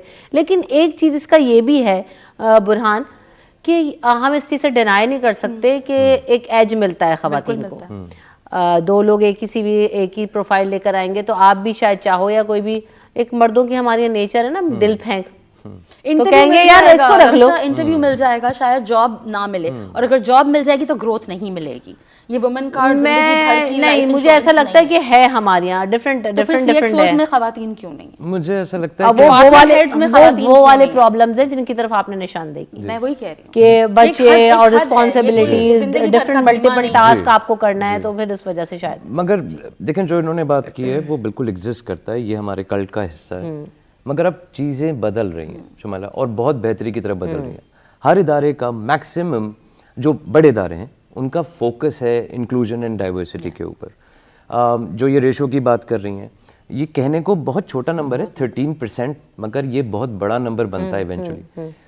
अब इसमें दोनों तरफ से ये चीज़ें आ रही हैं। इदारे को ये समझ आ गया कि यार अब सिर्फ इसलिए नहीं कि आपको एक खातून रखनी है उस डिपार्टमेंट के अंदर, बिकॉज ये तो माइंडसेट था ना कि भाई डाइवर्सिटी और इंक्लूजन बैलेंस करने के लिए रखनी है। लोग इसलिए नहीं रख रहे, लोग इसलिए रख रहे हैं कि उनकी कैपेबिलिटीज़ हैं, that girl brings a lot to the table. मैं खुद इस तरह के बहुत सारे लोगों को जानता हूँ। मेरी अपनी वाइफ जो है, she is heading HR and diversity and inclusion, और बहुत सारी खवातीन आप पिछले 12-15 साल में देखेंगी तो वो टॉप टियर का हिस्सा हैं, यानी C लेवल के ऊपर आई हैं, और बहुत अच्छा है ये। उन्होंने ना सिर्फ अपने आप को मनवाया कॉम्पिटेंस को, बल्कि उन्होंने अपने नीचे कुछ 100 लोगों की, मर्दों की टीम भी चला रही हैं वो। तो एक्सेप्टेंस अब आई है अल्हम्दुलिल्लाह, चेंज मैं देख भी रहा हूँ। दूसरी बात, अगर आप देखें इस चीज़ से, अगर आप थोड़ा सा अपना पर्सपेक्टिव चेंज करें, जो एंटरप्रेन्योरियल साइड है, जो खवातीन अपने बिजनेसेस चला रही हैं, आप देखें जब वो 2 साल 3 साल बिजनेस चला के किसी नौकरी में जा रही हैं तो जो उनका कॉन्फिडेंस लेवल है वो टोटली डिफरेंट होता है। सही। तो एक जो हम बात करें ना कि बॉसेस की, तो एक अच्छा लीडर और शुमाली की जिम्मेदारी है, हाँ। ये बॉसेस की जिम्मेदारी है कि अगर आपके इदारे में कोई इस तरह की पॉकेट टॉक कर रहा है कि नहीं, अगर मेरी जगह ये खातून आ गई हैं और इनको इसलिए रख लिया गया है, तो ये उसकी जिम्मेदारी है कि वो अपनी टीम्स के अंदर वो हार्मनी पैदा करे कि कॉम्पिटेंस बेस्ड हायरिंग। बिल्कुल ऐसा ही है। तो हम बात करते हैं, राशिद सिद्दीकी साहब भी हमारे साथ मौजूद हैं। आप अफीफ ग्रुप के CEO हैं। Welcome to the show Rashid साहब। बीइंग अ CEO बहुत सारी रिस्पॉन्सिबिलिटीज किसी के कंधे पर आ जाती हैं, लेकिन यही वाली बात अभी हम कर रहे हैं कि एक बैलेंस क्रिएट करना बहुत ज़्यादा इंपॉर्टेंट होता है, अपने एम्प्लॉयज़ को साथ लेकर चलना। वो कहते हैं ना कि एक घोंसला में अगर किसी परिंदे के बहुत सारे बच्चे हैं तो वो माँ ही है जो एक शेल्टर में रखती है। तो एक मेरे ख्याल से CEO भी ऐसा ही होता है कि अपने सारे एम्प्लॉयज़ को शेल्टर में रखता है तो ही अच्छा काम उनसे करवा सकता है। राशिद साहब, तो आप इसको कैसे एक्सप्लेन करेंगे और आप क्या बताएंगे हमें? देखें, कोई भी इदारा और यहाँ पे एम्प्लॉय और जो मालकान होते हैं, अगर उनके दरमियान में अगर एक फैमिली रिलेशंस टाइप के कायम होगा तो वो इदारा भी कामयाब होगा, और वहाँ पे जो लोग जॉब कर रहे हैं वो उनका मुस्तकबिल भी डेफिनेटली उनसे जुड़ा हुआ होता है। और उसके अंदर कहते हैं कि जब एम्प्लॉय अगर किसी इदारे में काम कर रहा है तो उस एम्प्लॉय का उस इदारे में उतना ही हक है जितना के हक उस उदारे के मालिकान के अंदर है। इसलिए कि जो एम्प्लॉई है, अगर वो ये समझ लें कि हाँ भी ठीक है, मेरे भी बच्चों की रोजी इसी इदारे से चल रही है और जो मालिकान है उनकी भी इसी इदारे से चल रही है, तो जितने भी लोग होते हैं इदारे की कामयाबी के साथ उन लोगों का, उस इदारे के लोगों का मुस्तकबिल और उनकी जो वो होती सारी उसके साथ कनेक्टेड होती है। अगर फॉर एग्जाम्पल मैं आपको एक बात बता रहा हूँ कि एक इदारा है, मतलब एक कोई बड़ा इदारा ले लेते हैं जैसे मोबाइल लिंक है। अगर मोबाइल लिंक बहुत ज्यादा कामयाब जा रहा है तो उसके अंदर के जो भी एम्प्लॉय होंगे, अगर उनके जहन में बात बैठ जाए कि यार अगर मोबाइल लिंक कामयाब होगा तो अगर मैं आज से 5 साल बाद किसी भी मोबाइल लिंक के कंप्यूटर के पास जाऊंगा और वो कहेंगे कि हाँ यार अगर तुम कहाँ से आए, मैं कहूँगी जी मैं मोबिलिंग से आया हूँ। तो अगर मोबिलिंग की सक्सेस स्टोरी होगी तो वो उसके लिए आनंद मतलब एक अच्छी अपॉर्चुनिटी होगी। लेकिन अगर वो किसी एक ऐसे इदारे का रेफरेंस देगा कि मैं उस इदारे से आ रहा हूँ जिसकी सक्सेस स्टोरी नहीं होगी, तो डेफिनेटली उसके लिए एक अच्छी अपॉर्चुनिटी नहीं होगी। अच्छा, बीइंग अ इंडस्ट्रीज, ये तो एक मैं आपको कॉर्पोरेट लेवल की बात बता रहा हूँ। बीइंग अ इंडस्ट्रीज भी इसके अंदर यह है कि जो भी लोग होते हैं, अगर इसके अंदर दोनों का काम है कि जो इदारे के लोग हैं उनका भी फर्ज बनता है कि वो अपने अंदर एक टीम वर्क अगर उनके साथ जेल नहीं करेंगे जो वहां पे एम्प्लॉयज हैं, और अगर एम्प्लॉयज अपने इदारे के जो मालिकान है अगर उनके साथ अपना एक वो नहीं करेंगे, टीम वर्क को जेल नहीं करेंगे, तो डेफिनेटली उन दोनों के लिए मुनासिब नहीं है। जो इंडस्ट्रीज उनके अंदर देखेंगे तो 99% जो इंडस्ट्रीज होते हैं वो अपने इदारे के लोगों को अपनी फैमिली का हिस्सा समझते हैं, वो अपने इदारे के लोगों को अपने बच्चों की तरह से इंटरटेन करते हैं। और मैं आपको बहुत सारी ऐसी मिसालें दूंगा, जैसे इसके अंदर एक इंडस्ट्रीज है, रजबीज इंडस्ट्रीज है, उनके एक बहुत अच्छा माहौल है कि वो साल के अंदर एक इज्तिमाई शादी का सिलसिला करते हैं, जिसके अंदर उन्हीं के इदारे के 25 से 30 ऐसे एम्प्लॉय होते हैं जिनकी वो शादी इज्तिमाई तौर पे कर रहे होते हैं, और उनको पूरा उनका जहेज देना, उनकी पूरी शादी का खर्चा उठाना, तमाम चीजों को वही उसको बियर कर रहे होते हैं।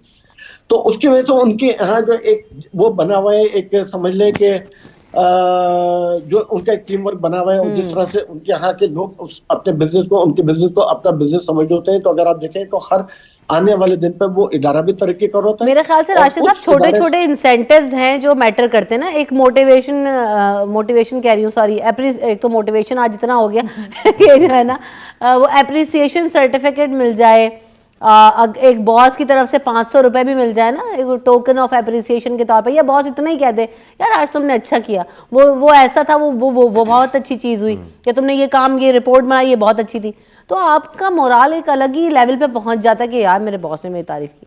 तो ये जो छोटी छोटी चीज़ें ये भी एक बॉस के लिए कितना मैटर करती है राशिद साहब, वेरी क्विकली।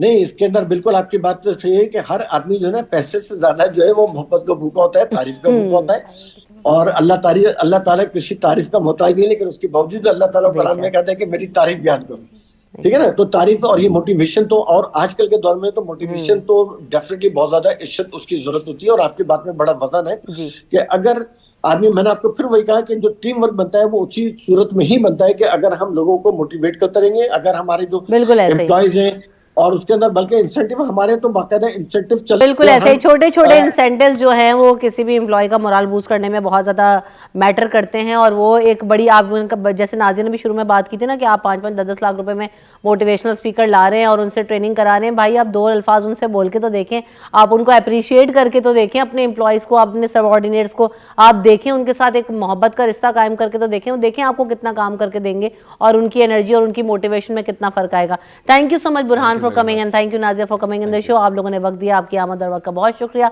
यहाँ पर आप लोगों से इजाज़त चाहूँगी, मुझे दुआ में ज़रूर याद रखिएगा, मेरी टीम को अपनी दुआ में ज़रूर याद रखिएगा। अल्लाह ने के मान।